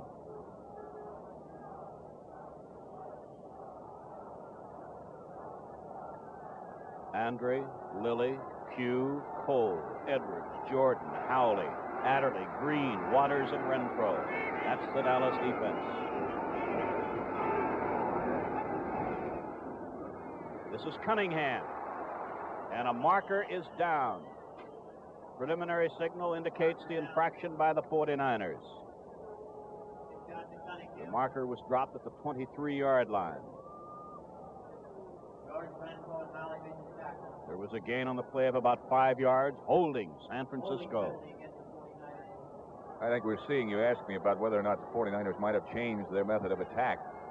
I think they feel really that they've got to run against Dallas and make them respect the run to make their passing game more effective than it might normally be. But having to and getting it done is something else again. So back goes the ball on the holding penalty, half the distance to the goal line. The holding occurred at the 24-yard line. It's back at the 12.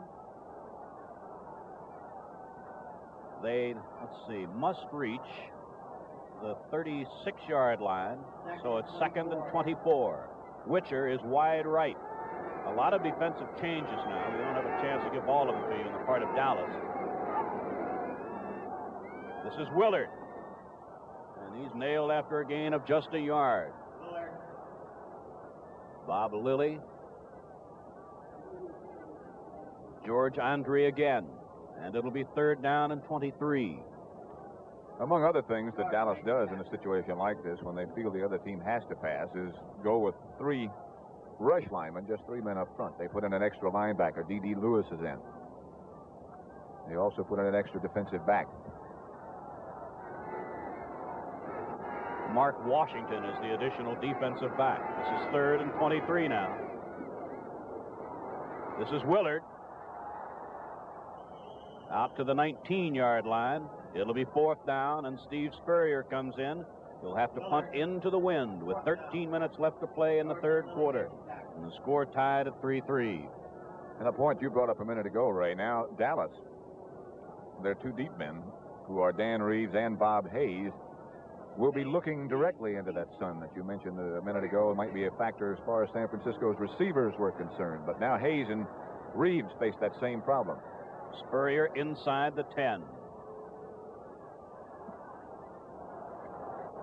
Hayes, fair catch, Dallas 43, and that's where the Cowboys take over first and 10.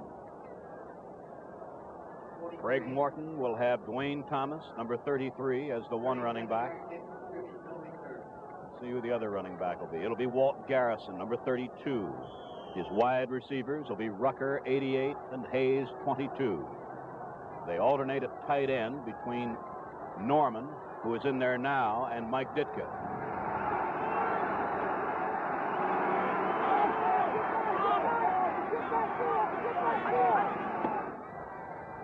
This is Thomas. A gain to the 40, I think about the 47-yard line. So it'll be a gain of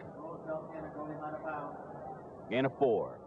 Dwayne Thomas, let's see what he's up to now. 11 carries, 82 yards. Second down, 6, Dallas. Hayes goes out to the right. Jimmy Johnson picks him up.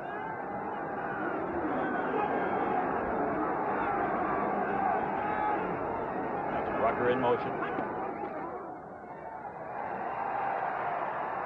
Bob Hayes.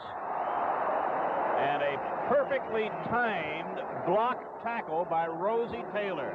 If he hit him a split second earlier, I'm pretty sure it would have been an interference. It would have had to be, and Hayes was coming across and had sort of a stride on Rosie Taylor and was getting up considerably higher than Rosie could have. And that's about the only play he could have done and break up that pass. And he did it, as Ray Scott told you, perfectly timed. It'll be third and 6, and Morton now is 3 of 15 for 29 yards.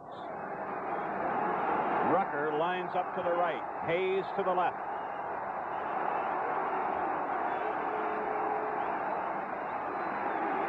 The blitz. And Dave Wilcox drops Morton for the loss. Frank Nunley wound up with the ball, but after the whistle had blown. So there's a loss on a play of 6 yards, and it's 4th down. And it also looks like Morton might be shaken a little bit. He is number 14, and he is leaving limping. So now the punter, Ron Whidbey, takes over with 11:55 left in the third quarter. Punting to Bruce Taylor and Johnny Fuller back around the San Francisco 20. Great punt. Bruce Taylor at the 16. 20. That's all. And again, the Cowboys covered that punt beautifully. With the score, Cowboys 3 and the 49ers 3. Let's pause for a moment. Developing and testing new low-pollution gasolines has been part of my job for over 20 years. But even if I were not concerned about cleaner air, I'd still use Union's new low-lead Regular 76 in my car. You mean reducing lead in gasoline can be good for the air and your car? Definitely. When we were testing new low-lead Regular 76, we found mufflers and tailpipes lasted 50% longer. Spark plug life was more than doubled. When we reduced the lead by 80% to the low level that car makers recommend for today's cars, we found that critical engine parts wore longer. So that extra penny a gallon you pay for new low-lead Regular 76 buys a lot more than cleaner air. It's the best engine life insurance you can buy.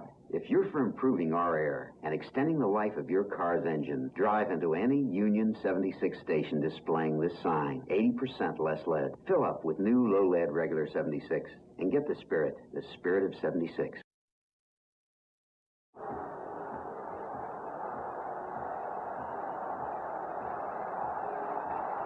$59,625 are here in person.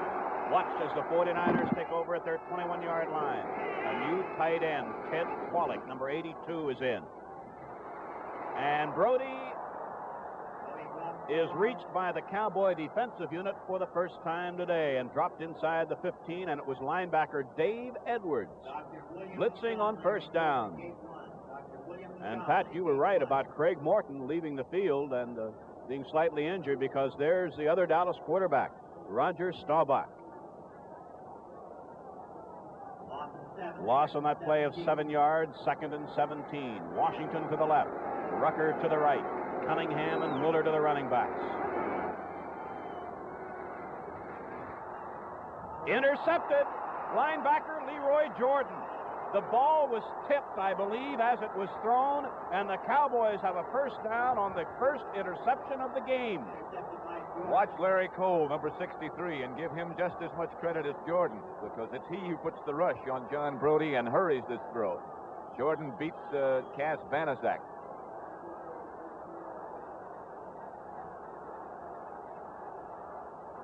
So the Cowboy defensive unit turns the ball over. It's Morton at quarterback.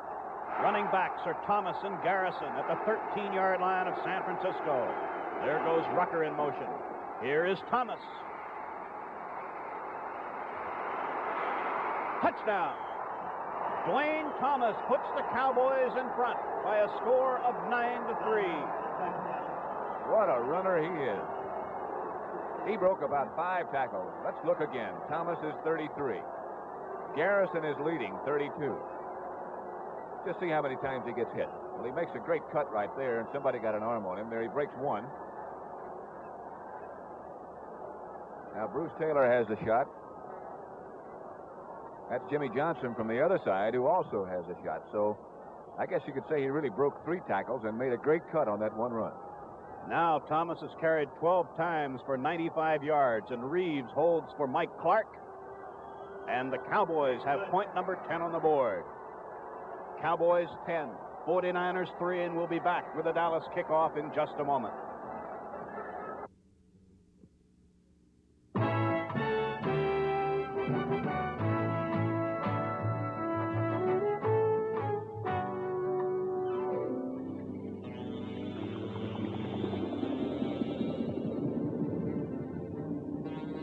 treasure hunt isn't a kid's game when you're living and your life depends on it.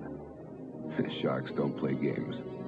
Their ancestors must have had quite a feast 250 years ago when a hurricane sank a fleet of Spanish galleons, along with $14 million in gold doubloons and pieces of 8. If you're lucky, you find some of it. If you're even luckier, you live to tell about it. And man, that's when you know what life really is. You only go around once. And you gotta grab for all the gusto you can, even in the beer you drink. Why settle for less? When you're out of Schlitz, you're out of beer.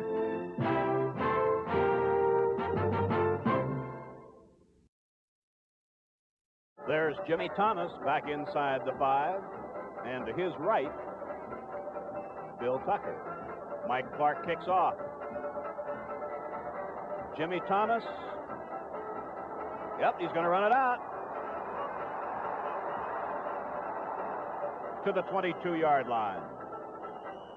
So the first interception of the game leads to the game's only touchdown, and the 49ers now must play catch-up football with 10:40 left to play in the third quarter. Pollock again will be the tight end, number 82. The wide receivers are Washington going left, Witcher on the right.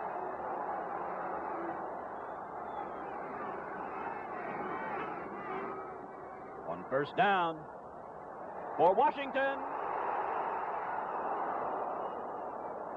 Defending was Charlie Waters and Mel Renfro. If your child is school age, you'd better start doing your drug homework. You'll find a simplified cram course on drug abuse in the Federal Source Book, Answers to the Most Frequently Asked Questions About Drug Abuse. For your free copy, write to National Clearinghouse for Drug Abuse. For drug abuse information, Box 1080, Washington, D.C. Zip code is 20013. Brody, 7 of 17, 98 yards, 1 interception. This is 2nd and 10. And there's a first down to Doug Cunningham, or close to a first down. Maybe I was premature.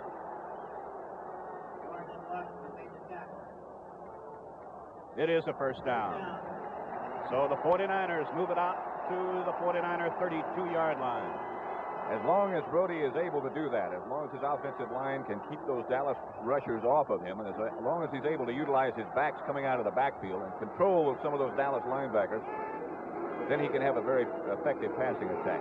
If he has to keep them in to block, then he might be in trouble. This is Willard. Out across the 35-yard line to the 36. And there it'll be 2nd down and 6.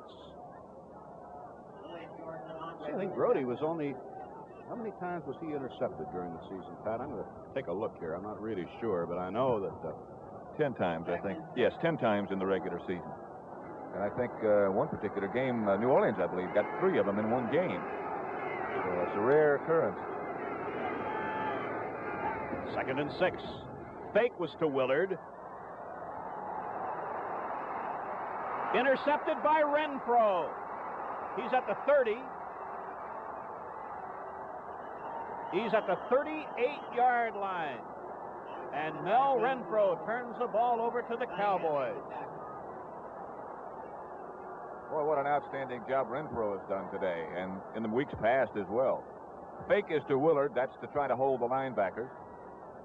Looked like the ball hung just a little bit, but Renfro had him covered just as well as you can cover a man. Gene Washington was the intended receiver. Back to live action. 1st and 10 Cowboys at the Dallas 38-yard line. This is Hayes in motion. And here goes Dwayne. Nope, this is Walt Garrison. And he has a first down all the way out to midfield. A gain of 12 for Walt Garrison. There's Garrison coming back to the huddle, and there's the man who turned the ball over on the interception, Mel Renfro. Cedric Hardman moves into the defense now for the 49ers with 8:10 left to play in the third quarter. The Cowboys with a 7-point lead in the ball. 1st and 10 at the 50. Rucker and Hayes are both left.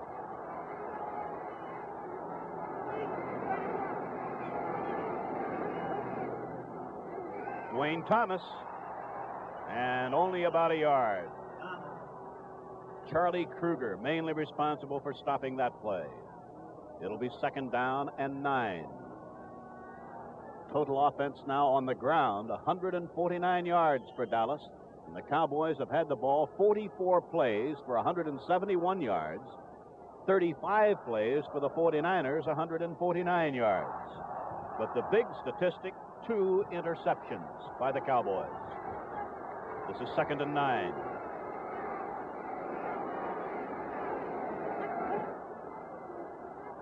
This is Thomas.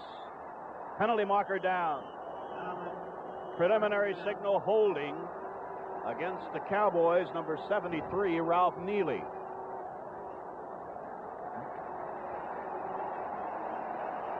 From Neely's reaction, I think it must have been he that was called. He's blocking down on Cedric Hardman. There he is. And there's his arm out on Hardman's leg. And that's where the flag was thrown, and from his reaction, that must have been the call made by the official. Tommy Bell gives the signal. The ball is back at the Dallas 37-yard line. It is 2nd and 23. Time left third quarter, 7 minutes, 14 seconds. Cowboys lead 10-3. Leroy Jordan intercepted a pass at the 49er 13-yard line. And Dwayne Thomas scored the touchdown. Thomas is wide left. Hayes in motion left. And the blitz is on. This is Garrison. He's at midfield. He's at the 40-yard line, and he might have a Dallas first down. On 2nd and 23, as Morton eluded the blitz and got the ball to Garrison. Skip Vanderbunt made the tackle. It's a screen pass. Garrison is sitting back in the backfield. He just lets the on-rushers sift through and get by him a little bit. A blitz was coming from San Francisco, and about the best call you can make against a blitz is a screen pass. And don't forget that it's Tom Landry, the Dallas coach, that's calling these plays, too. And that, by the way, is a first down. And it's at the 49er 40-yard line. 6 minutes and 30 seconds left in the third period.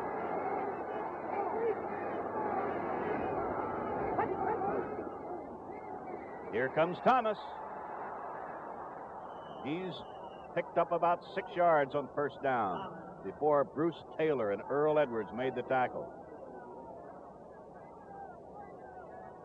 On Saturday, January the 23rd, CBS will bring you the American Basketball Association's 4th annual All-Star Game. The top players from the Western Conference will meet the stars of the Eastern Conference in this game. That's at 2 p.m. Eastern Time, and it's on January the 23rd. The Cowboys' Dwayne Thomas has now gained 102 yards in 14 carries. Rucker and Hayes are wide right on 2nd down 5.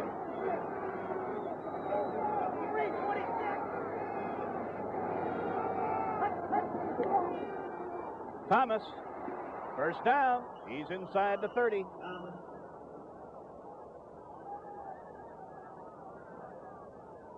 There's the signal from referee Tommy Bell. It's a first down.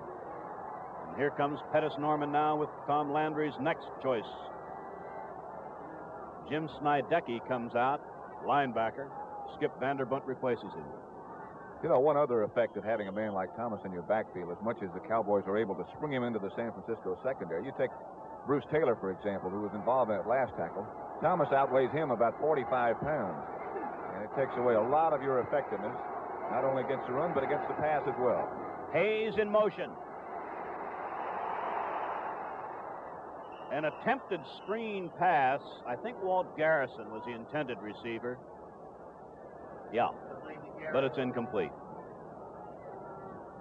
Morton now 4 of 17 for 52 yards. The Cowboys are leading 10-3. 4:44 left to play third quarter. Again, the Cowboys guessed right in their play call. They had called a screen pass against the San Francisco blitz. At that particular time, San Francisco had anticipated that they might be calling that, and they dropped somebody back to pick up the receiver. It was Walt Garrison.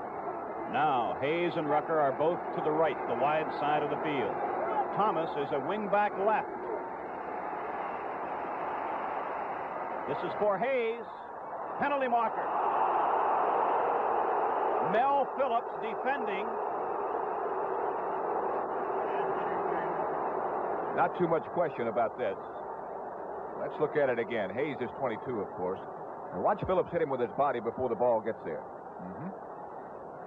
Result, it is 1st and goal to go at the 5.5-yard line.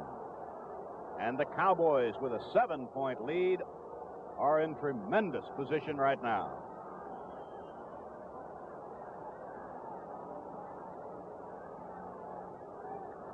Hayes breaks out of the huddle to the right. Tight end Norman is on the left side.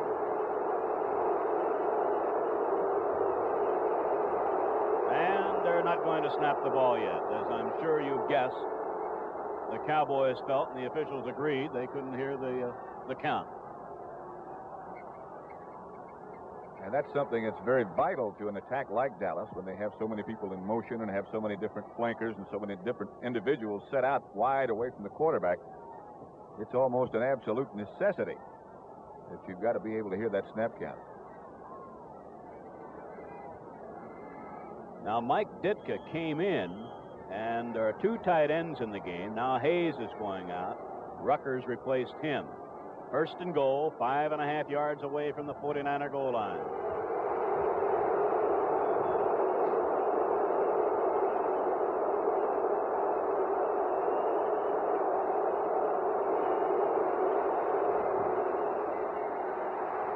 Hey, this is Walt Garrison.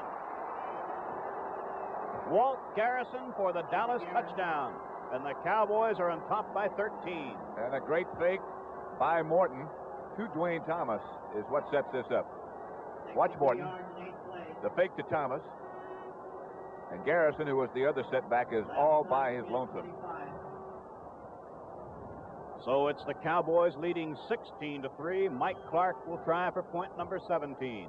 And that touchdown came with 4:35 left to play in the 3rd quarter.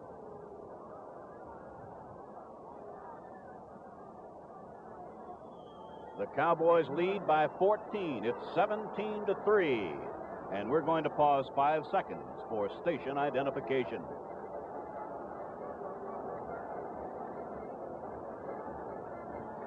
(17-3) Cowboys. Will be back with the Dallas kickoff in just a moment.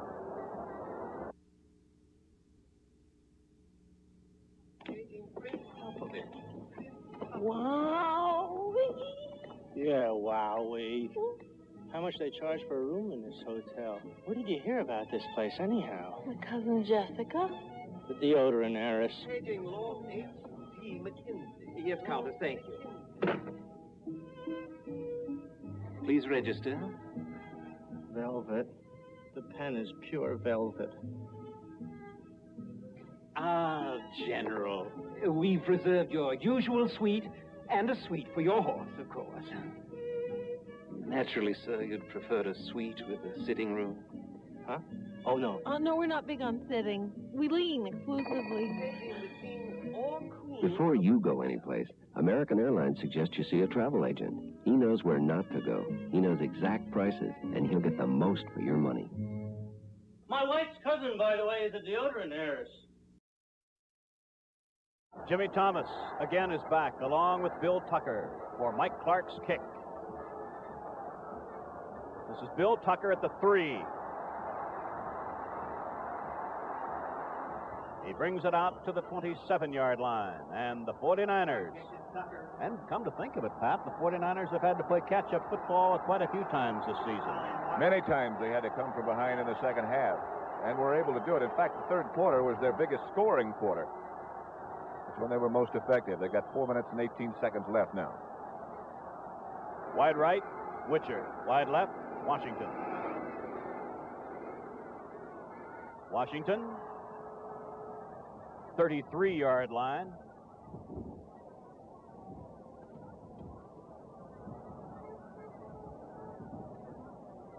I thought he had it. Well, I did too. But I guess not. 2nd and 10. I thought for sure he had caught it. But it is 2nd and 10. And now the Cowboys put in the additional defensive back, Mark Washington. 2nd and 10, San Francisco. This is Cunningham. And he's out to the 33-yard line, a gain of 5. It'll be 3rd and 5, San Francisco.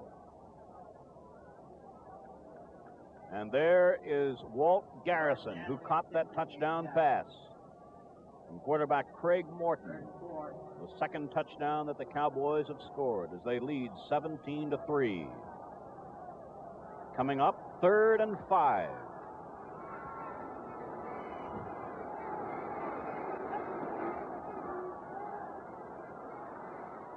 This is tight end Bob Windsor, and he has a first down at the 45-yard line. Dave Edwards made the tackle.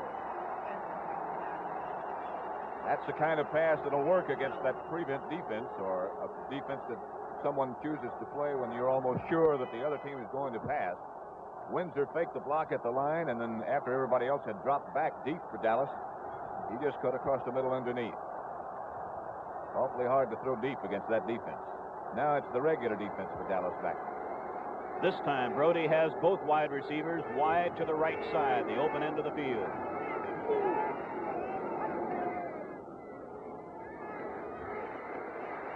This is Willard, and he looked into that sun and he lost the ball. He was all alone, no one within 15 yards of him. And remember, we told you, as the sun is very low on the horizon.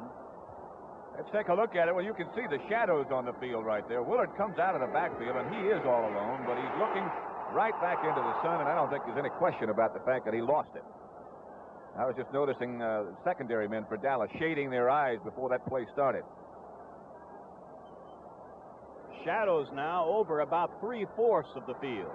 It is a 2nd and 10 now from the San Francisco 45.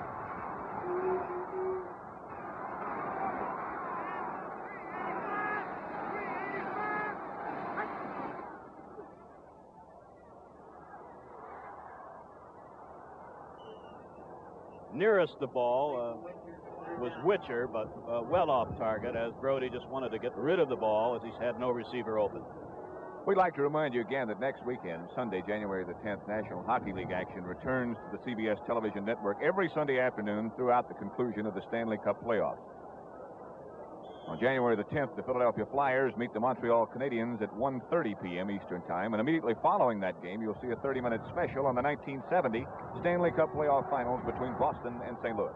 It's a 3rd and 10 for the 49ers.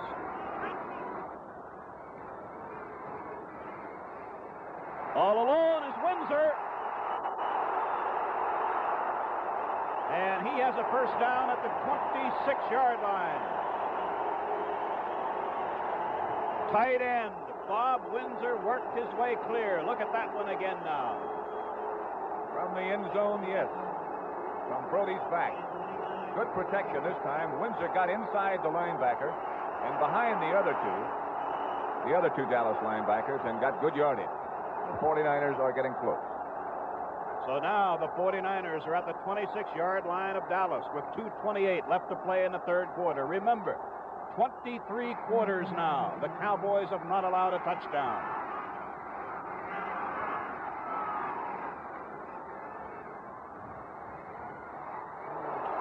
Almost intercepted by Cornell Green, and then it got away from him, and Bob Windsor almost had it. It all adds up to an incompletion in 2nd and 10. Now Ted Kwolek checks in place of Windsor. 10 of 25 for Brody, 140 yards, 2 interceptions. One by Jordan, one by Renfro. Following those interceptions, did the Cowboys score their touchdowns as they lead 17-3. Witcher to the right, Washington to the left.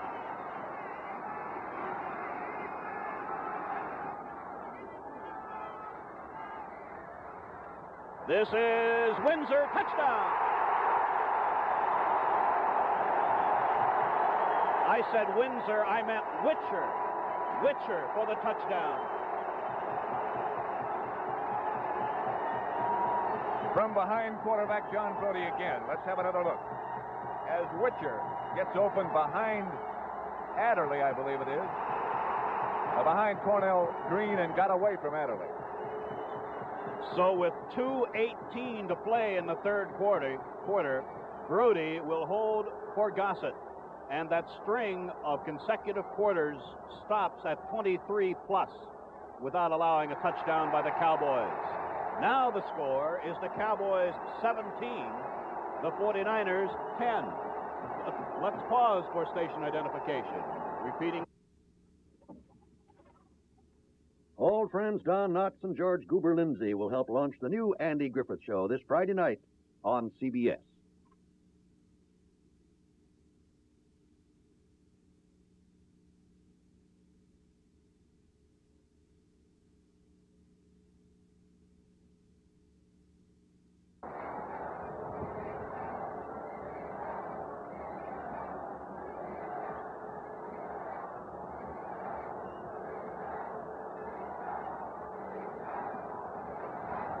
Number 46 is the Cowboys' Mark Washington. With him is Cliff Harris. Gossett kicking into a bit of a wind with 2:18 left to play. Tremendous kick. 3-yard line, Washington. To the 23-yard line, he ran into Preston Riley. So now the Cowboys, who have been able to control the ball today to a much greater extent than have the 49ers, will start first and 10 from the Dallas 23-yard line. And limping off the field is the 49ers' Tommy Hart. He's replaced by Stan Heinman, number 80 at defensive left end. There's Hart. Wide right, Rucker. Wing back left is Thomas. Hayes in motion. This is Garrison. To the 25. Making that defensive play was Roland Lakes, Skip Vanderbunt, Frank Nunley. Not too much doubt. Excuse me, Ray. If I just to say 2-yard gain. Not too much doubt about what Dallas's strategy will be from here on in.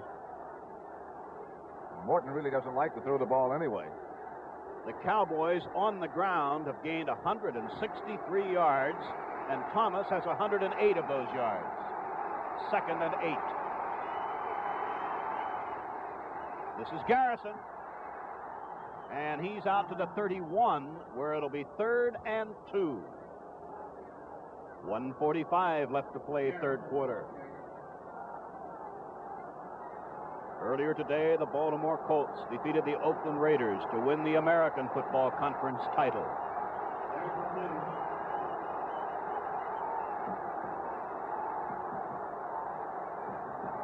Third and 2, Dallas from the Cowboy 31. The clock running. Just over a minute left to play now, third quarter.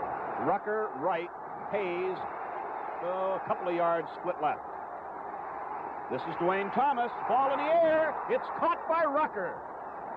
And I believe he caught it about a half a yard beyond where the Cowboys needed to go for a first down. Ball just popped out of Thomas's hand. Here is Thomas, the tailback, the deep back in the Dallas setup. He doesn't have the first down when he's hit. The ball got loose, and that's Rucker standing at the top of your screen. Let's take another look at it now. Rucker is 88. The ball pops right to it. Ooh, that's a big play. So the Cowboys have a first down at the Dallas 34. Rucker in motion. Here comes Thomas. Around Bruce Taylor. He has a first down out at the 47-yard line. He is absolutely something else. Dwayne Thomas. Size and speed and moves, he has it all. I think he gave you an indication right there of how much speed he does have. It looked like Bruce Taylor had a good angle on him, and he just turned it on and got to the outside and got a first down. He is absolutely amazing. He went out of bounds, and that stopped the clock with 25 seconds left to play in the third quarter. Total rushing yardage now for the Cowboys, 195. The fake was to Thomas. The pass is to Garrison. And he's inside the 20. The ball is ruled to have been dead. A penalty marker is at the 30-yard line of the 49ers. Bob Hayes over, questioning one of the officials. Just have to guess it's a clipping call against Dallas from their reaction. And there was somebody over there blocking for Garrison. 14 seconds left in the quarter as referee Tommy Bell measures off 15 yards. The foul occurred at the 30. The ball comes back to the San Francisco 45. Let's take another look. As Morton again faked to Thomas, Garrison gets out in the open. I believe that was Bob Hayes who flashed across your screen and threw what looked like a block on Jimmy Johnson, I think. But the officials, of course, were very close to it. Now the 49ers have lost, at least for the time being, linebacker Dave Wilcox. That is he limping off the field. So now the linebackers will be Ed Beard, Frank Nunley, and Skip Vanderbunt. Tommy Hart came off limping a while ago. I don't believe he returned since he left the game.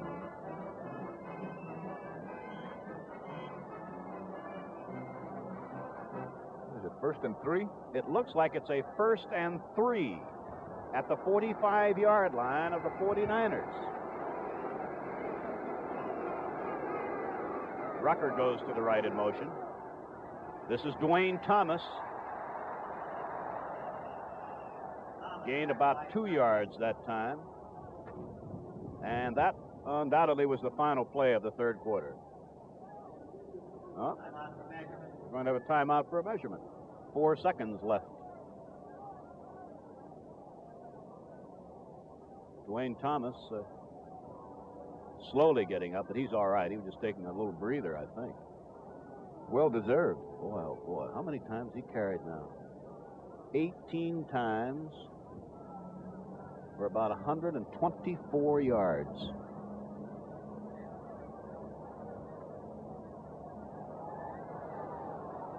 Just that short.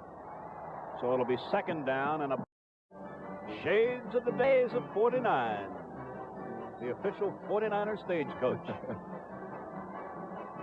With Pat Summerall and Jack Whitaker, this is Ray Scott at Kezar Stadium, San Francisco. We're having a measurement here.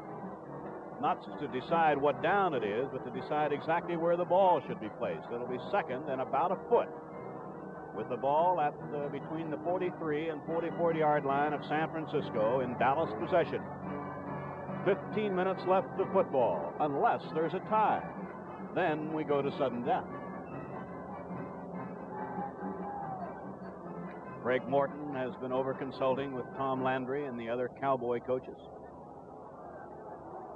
Wide right comes Hayes. Wide left goes Rucker. Garrison and Thomas lined up behind Morton.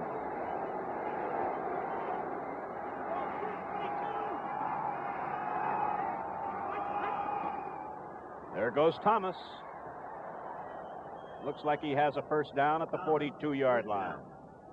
1st and 10, the Cowboys. Total offense now.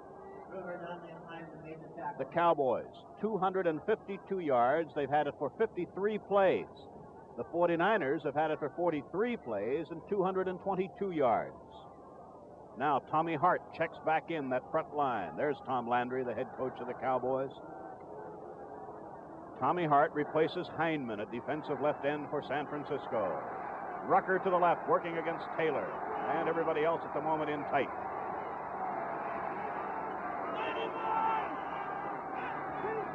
Hayes in motion. This is Garrison. And he picks up about 5 or 6 yards on first down, and it'll be 2nd and 4. And what a job this Dallas offensive line has done today. Neely, Nyland, Manders, Nye, Wright, and either Norman or Ditka at tight end. It's been just amazing that they've been able to do to such a great degree what they set out to do, and that was to keep the ball away from San Francisco and control it. Obviously, when you run it as much as they do, you figure to do that. But that was sort of part of their game plan and a very basic part of it. This is 2nd and 4. Rucker in motion. This is for Hayes. Mel Phillips had it in his hands and couldn't hold it at the 3. In defense of Phillips, I said earlier that he had hurt his hand last week. You can see he's got it bandaged, and for him to catch any kind of ball would be rather remarkable. He deserves a lot of credit for even playing. But he's right with Hayes, and he's right there all the way. But that right hand, that bandaged hand, would have been the hand that he'd been able or tried to control the football with. It would have been the one on the backside as the ball came into him. And it is heavily bandaged. Excuse me, Ray. Statistics on Morton, 6 of 20, 80 yards, no interceptions.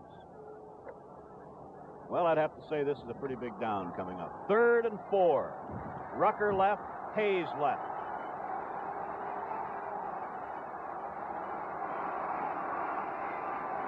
Garrison in motion. Here is Thomas. First down. Fumble. And the Cowboys get it back.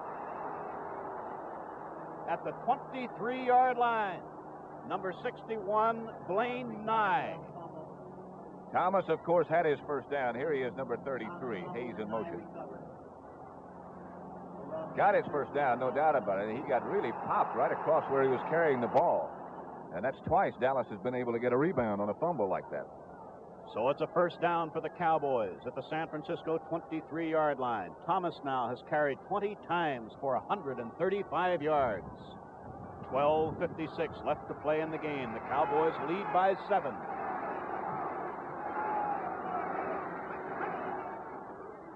Garrison. And he's right in front of the goalpost at the 17-yard line after a gain of 6.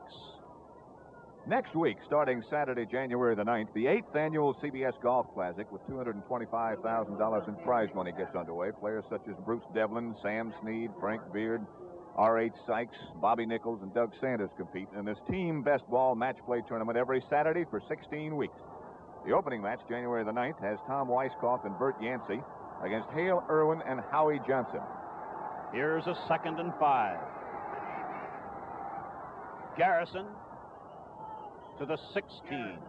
He got just a yard that time, and here again, a big 3rd down coming up. Dave Wilcox, who left the game limping, comes back in now at a linebacking spot for the 49ers, replacing Jim Snydecki.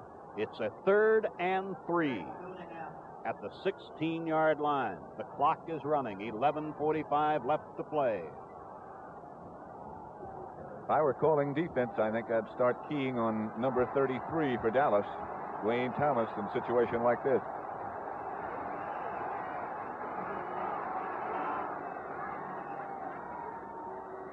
This is Thomas, and he does not have a first down. There's a loss of 1, and this means the kicking unit comes in. Mike Clark on 4th and 4. That's one of the very few times today that Thomas, the first time, that Thomas has failed to gain yardage when he carried the ball. There he is. What a day. Dwayne Thomas, rookie, West Texas State. Dan Reeves holding, 24-yard attempt. Angle from the left for Mike Clark.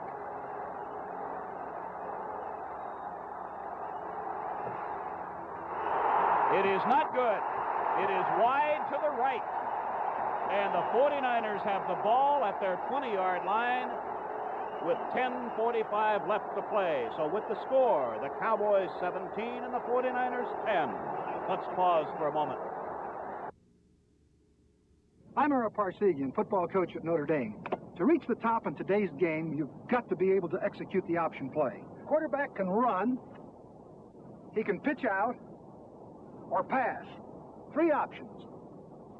A special version of the option play is help Ford reach the top in wagons. You see, Ford's got this magic door gate, the gate that gives you 3 options. You can open it like a door with the window down, or if it's raining, with the window up. Or open it like a tailgate for picnics or loading gear. And Ford's version of the option play has really proven itself dependable. In fact, over 1 million Ford wagons have been built with magic door gates. The 3-way door gate on the 71 Ford Country Squire is just one reason why I believe Ford gives you better ideas. First and 10, 49ers at the San Francisco 20. Brody has Washington left and Witcher right. Washington belted out of bounds by Mel Renfro after a gain of 6.5 or 7. And Washington's number is going to be pretty hard to read. There's some mud just outside of the sidelines, and he hit it. This is the pass that we said earlier would be there almost all day. Washington's so quick, and Brody can throw the ball so well, it's almost impossible to cover that. Let's see. Washington now has caught 4 passes for 61 yards. It's 2nd and 3.5.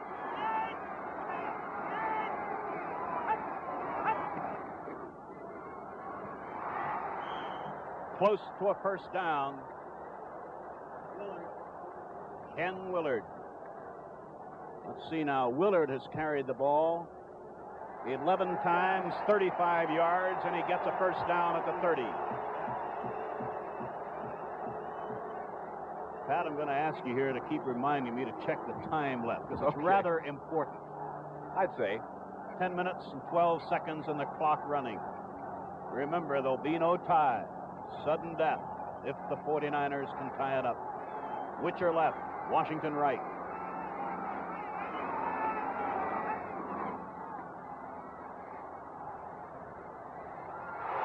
This is Witcher. Belted out of bounds by Renfro. First down, 49er 43-yard line. You know, Washington gets most of the publicity, and deservedly so.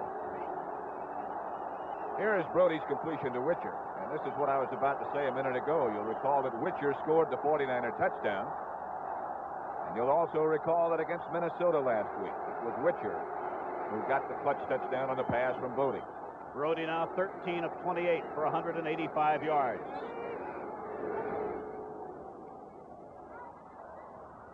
The ball was tipped and was short of Doug Cunningham. A screen was set up with Vanasek and Woody Peoples out in front of Cunningham, but a great rush by the Cowboys. Larry Cole, I believe, got a hand on that ball and tipped it away from Cunningham. And also Cornell Green, the safety man, was blitzing. Had that been able to work, as we said about Dallas earlier, that's the perfect call against that kind of defensive maneuver. So that's the time remaining with a 2nd and 10, San Francisco at the 49er 43-yard line. Washington right side, Witcher left side.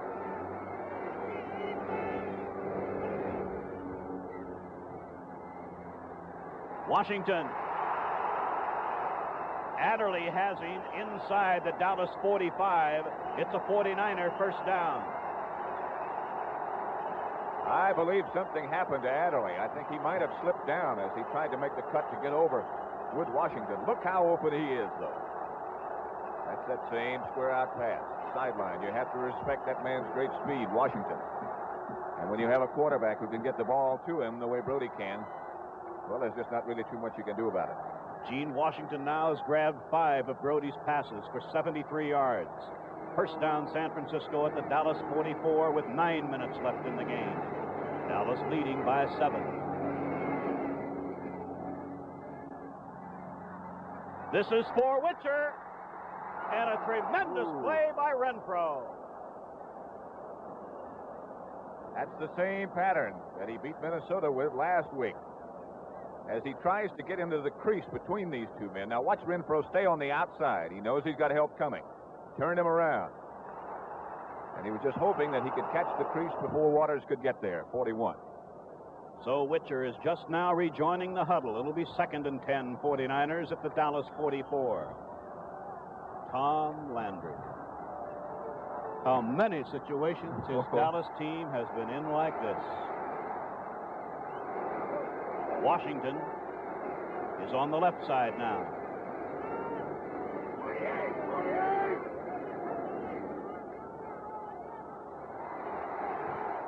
Willard is inside the 40 at the 39-yard line, and it'll be a 3rd and 5 for the 49ers. Wow, you talk about a succession of 3rd down situations. Here is yet another.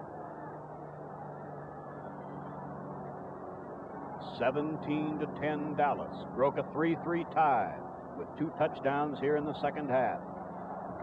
They led 17-3, but then Brody hit Witcher, and now it's 17-10. Windsor has been inactive lately. Let's see.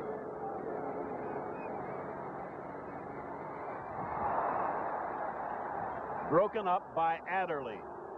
Intended for Witcher. It's 4th and 5. And the kicker, Bruce Gossett, comes in. He has a following wind with 8:13 left. I was just speculating a minute ago while they ran 3rd and 5 as to what Dick Nolan's choice of plays might be if the 4th down situation did come up, as it has, if he would try to go ahead and get the touchdown and tie it, or if he'd try to take the field goal. This is not going to be an easy one by any means. 46 yards out. He has the benefit of a following wind.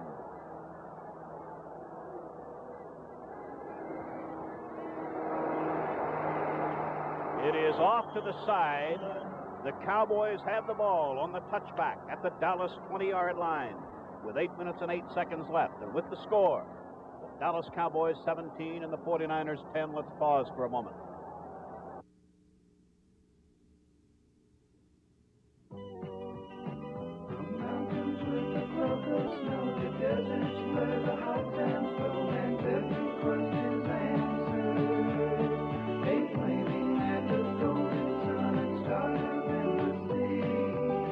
Have you ever flipped a coin?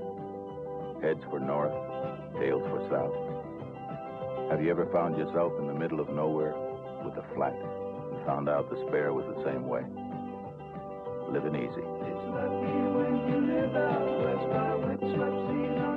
The Western man is just about the only man on earth who can still know what it's like to live. For almost 40 years we've lived here, brewing the kind of beer that goes with the life of the Western man. The Western man.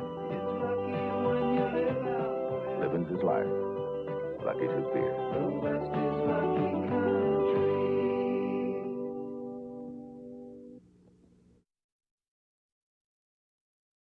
We are reminded that last week Dwayne Thomas carried the ball 30 times for 135 yards. Today, he's carried the ball already 21 times for 134 yards. And now it's Dallas from the Dallas 20. 8 minutes, 8 seconds left in the game. Cowboys with a 7-point lead.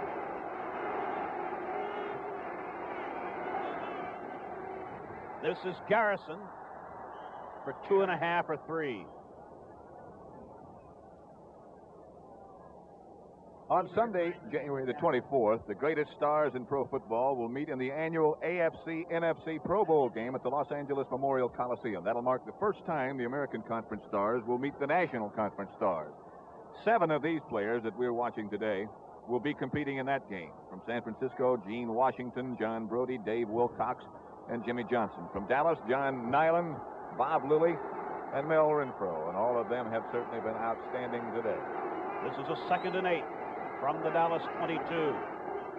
Here's Dwayne Thomas. And a tremendous play by Mel Phillips. Mel Phillips from the secondary shot through, and it was he who got his arm out and upset the brilliant Thomas. There's a loss of 3, and wow, 3rd down 11, and Belk is replaced by Hardman. There's the tackle, and a very crucial tackle by Mel Phillips. And you just usually don't take him down with a tackle like that. Great effort by Mel Phillips. Now let's see if the Cowboys elect to put the ball in the air. The clock running, 6:50 left. 3rd and 11 from the Dallas 19.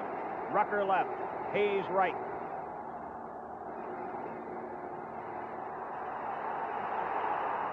And a tremendous catch by Rucker. Morton did a fantastic job, and he is down on the ground. Quarterback Craig Martin was hit by Cedric Hardman just as he released that ball. And a tremendous play, Morton to Rucker, but Morton is hurt. There you can see that's Morton holding his right side. How he ever got rid of that ball, let's take another look. Cedric Hardman is number 86, coming around, and he hits Morton from behind, and Heineman hits him in the ribs almost at the same time, just as he got rid of that ball. You can tell he's in pain, but what a play he made. Boy, you talk about a clutch play. Morton to the rookie Rucker. And there is Roger Staubach. And now the pressure shifts, apparently, from Morton, who is on his feet now. There's Craig. You talk about courageous performances. He's had a bad shoulder. He's had a bad elbow. He cut his hand. Played much of last year with a shoulder separation. And he's been troubled throughout most of this year with a variety of different injuries. Yet he's hung in there. And although his statistics aren't all that impressive, Dallas is still in the championship game. Here comes Roger Staubach. So now, Roger Staubach, who played at Navy, second year with the Cowboys. Now, that timeout was an official timeout. The reason? The player injured, Morton, did not stay in the game. Hence, that timeout was not charged to the Cowboys. It's a Cowboy 1st and 10 at the Cowboy 40. 6 minutes, 29 seconds left. And Staubach takes over the offense. Remember now, he's a scrambler. This is Dwayne Thomas. And a great play behind the line by Charlie Kruger. And Thomas loses 4. But the Cowboys gain about 30 seconds. And here comes Morton back in. Staubach just in for one play. Craig Morton is back in at quarterback on 2nd and 14. But time is so important. Less than 6 minutes in the game. The Cowboys are leading by 7. Bob Hayes lines up to the right.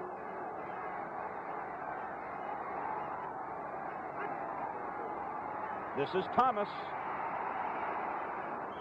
And he gets it out to the 43-yard line, where it will be 3rd and 7.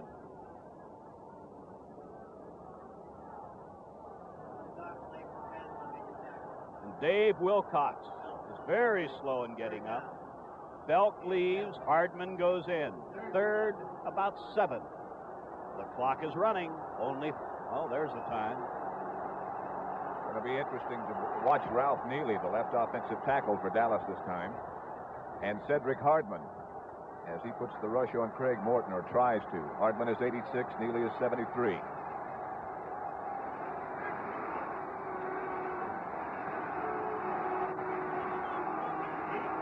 This is a 3rd and 7.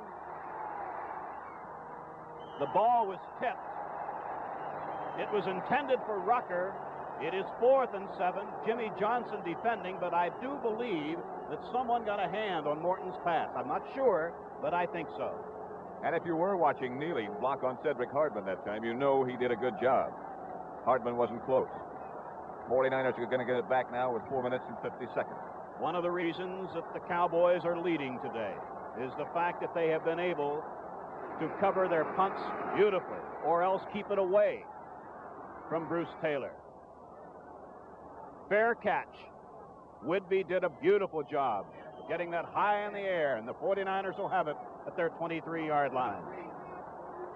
With a score, the Dallas Cowboys 17 and the San Francisco 49ers 10. Let's pause for a moment.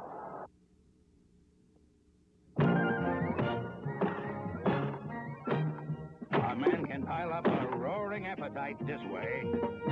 How do you handle a hungry man? The manhandlers. One of the manhandlers is Campbell's Beef Soup. A sturdy soup with whole grain barley, bites of beef, and lots of vegetables. Mmm, good. The manhandler.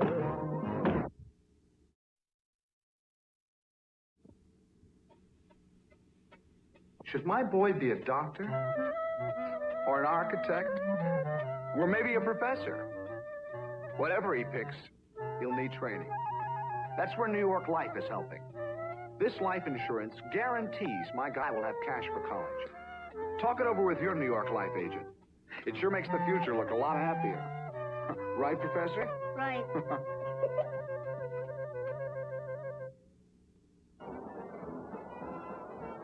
Remember now, if this game ends in a tie, we go to sudden death. There will be a winner, and needless to say, we'll bring you every bit of it. All right, Gene Washington to the left. Dick Witcher to the right. 1st and 10, 49ers from the San Francisco 23.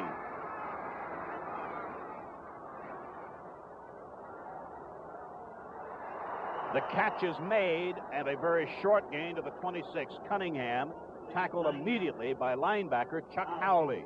Gain of 3, 2nd and 7. Time left, 4:25.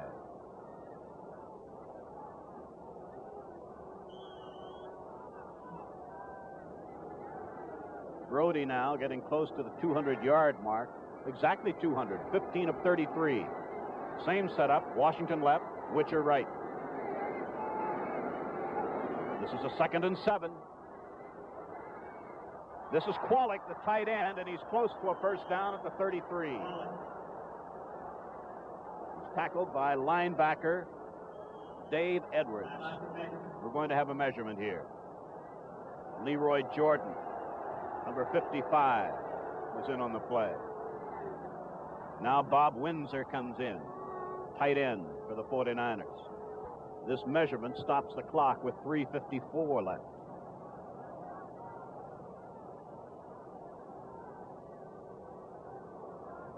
Well now, 3rd and a foot. We'll have 2 tight ends in. Remember against the Raiders? 3rd and a foot. He sent Tucker out of the backfield, did John Brody, and hit him for a touchdown.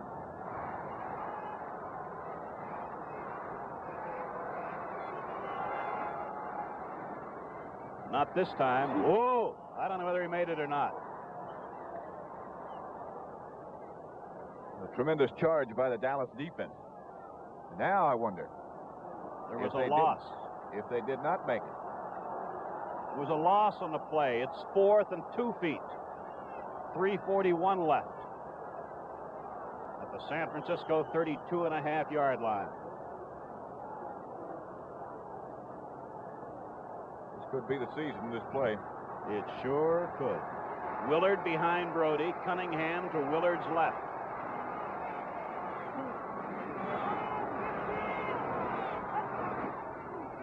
Fourth down.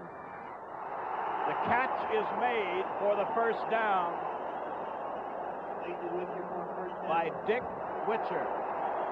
Herb Adderley made the tackle, but a first down by 2 yards at the 35.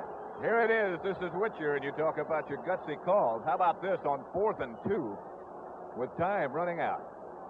And a crunching tackle by Herb Adderley. Less than 3 minutes now remaining in the game.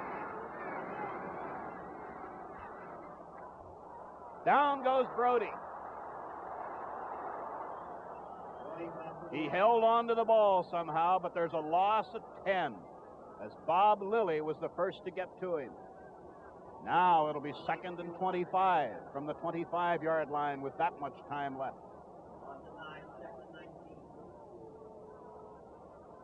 One touchdown given up by this Dallas defensive unit in the last 24 quarters plus almost 13 minutes of this quarter.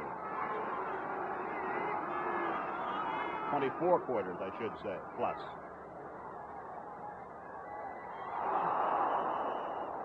Defending was Jordan. Intended receiver was Kwalik. It'll be 3rd and 20 with 2:27 left. And all of the skill and experience of now 14 years in the National Football League in the person of John Brody, and if ever a man had to come up with something. Now, D.D. Lewis comes in. Tom Stinsick comes in. Mark Washington comes in. Defensive changes for Dallas on 3rd and 20. And against this defense, there is Tom Landry. And I've heard it said he's not emotional. What do you think?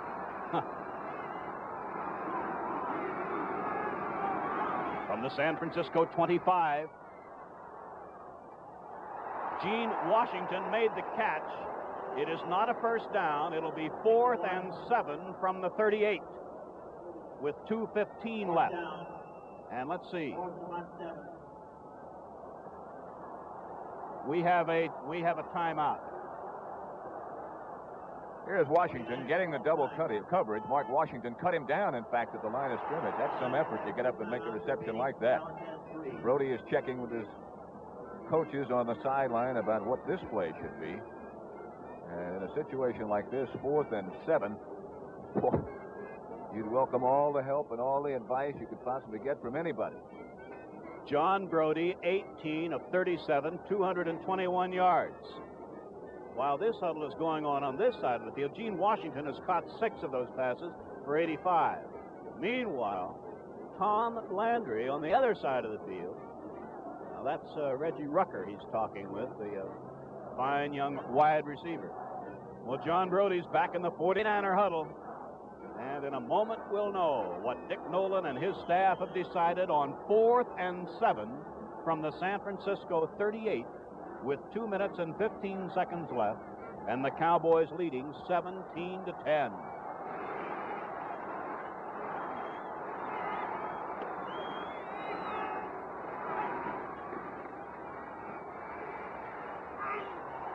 Incomplete at the 49-yard line. The intended receiver was Kenny Willard. And there is the veteran and great running back. I think he had his hands on it. I know he was hit. It was incomplete. And the Dallas defense has turned the ball over to the offense at the 49er 39-yard line with 2 minutes and 10 seconds left in the game. So 2 minutes and 10 seconds away is that long cherished dream for the Dallas Cowboys. Hayes to the right. Rucker behind Morton. This is Dwayne Thomas. And he gets it down to the 37-yard line. And we're going to have the notification in a second or so. Right here, I believe. Yes, 2 minutes left with a score. Cowboys 17, 49ers 10. Let's pause for a moment.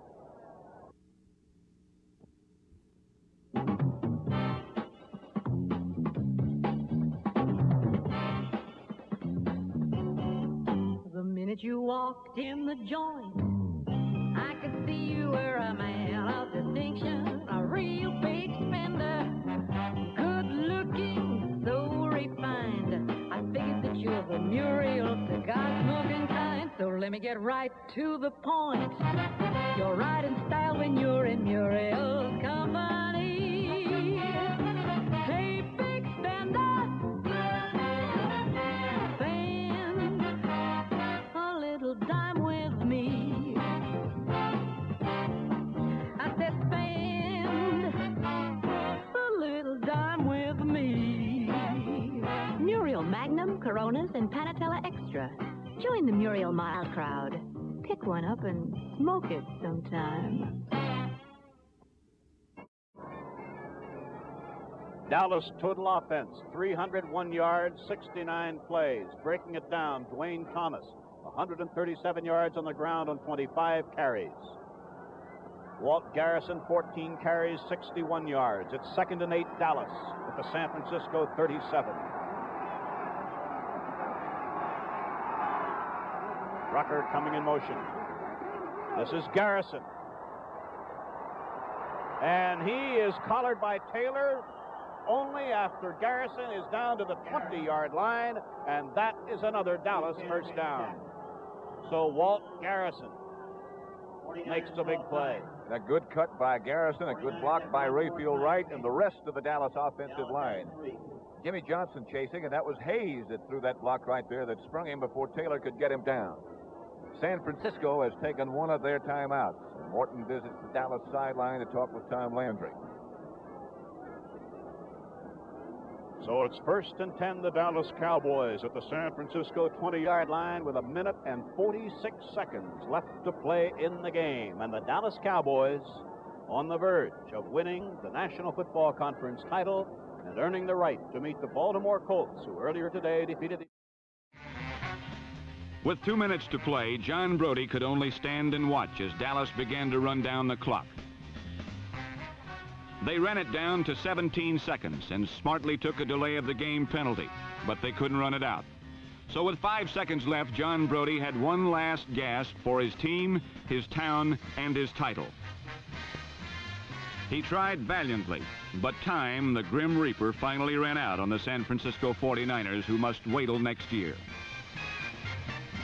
For the Dallas Cowboys, it was yet another chapter in their storybook climb to glory. And Coach Tom Landry, the much maligned head of his team, happily left Kezar Stadium knowing that he indeed had the last laugh at his critics, who said you can't win calling plays from the sidelines. Landry has found that by parlaying a tenacious defense with an unstoppable running attack, he could overcome any deficiency, while somehow keeping the emotional tenor of his team a confident winning one that has brought Dallas its first championship, and one that could bring the Cowboys an even bigger trophy called the Super Bowl.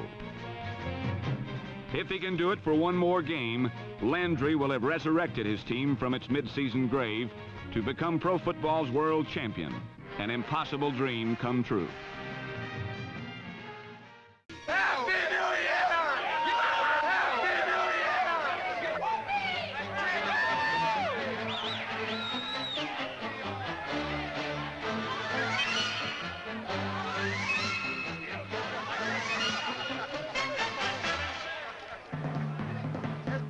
It feels. You can't imagine how it feels because you never suffered with us like we've suffered, you know, in those losses in the last 4 years. It's a great reward for these fellows who worked so hard to get there.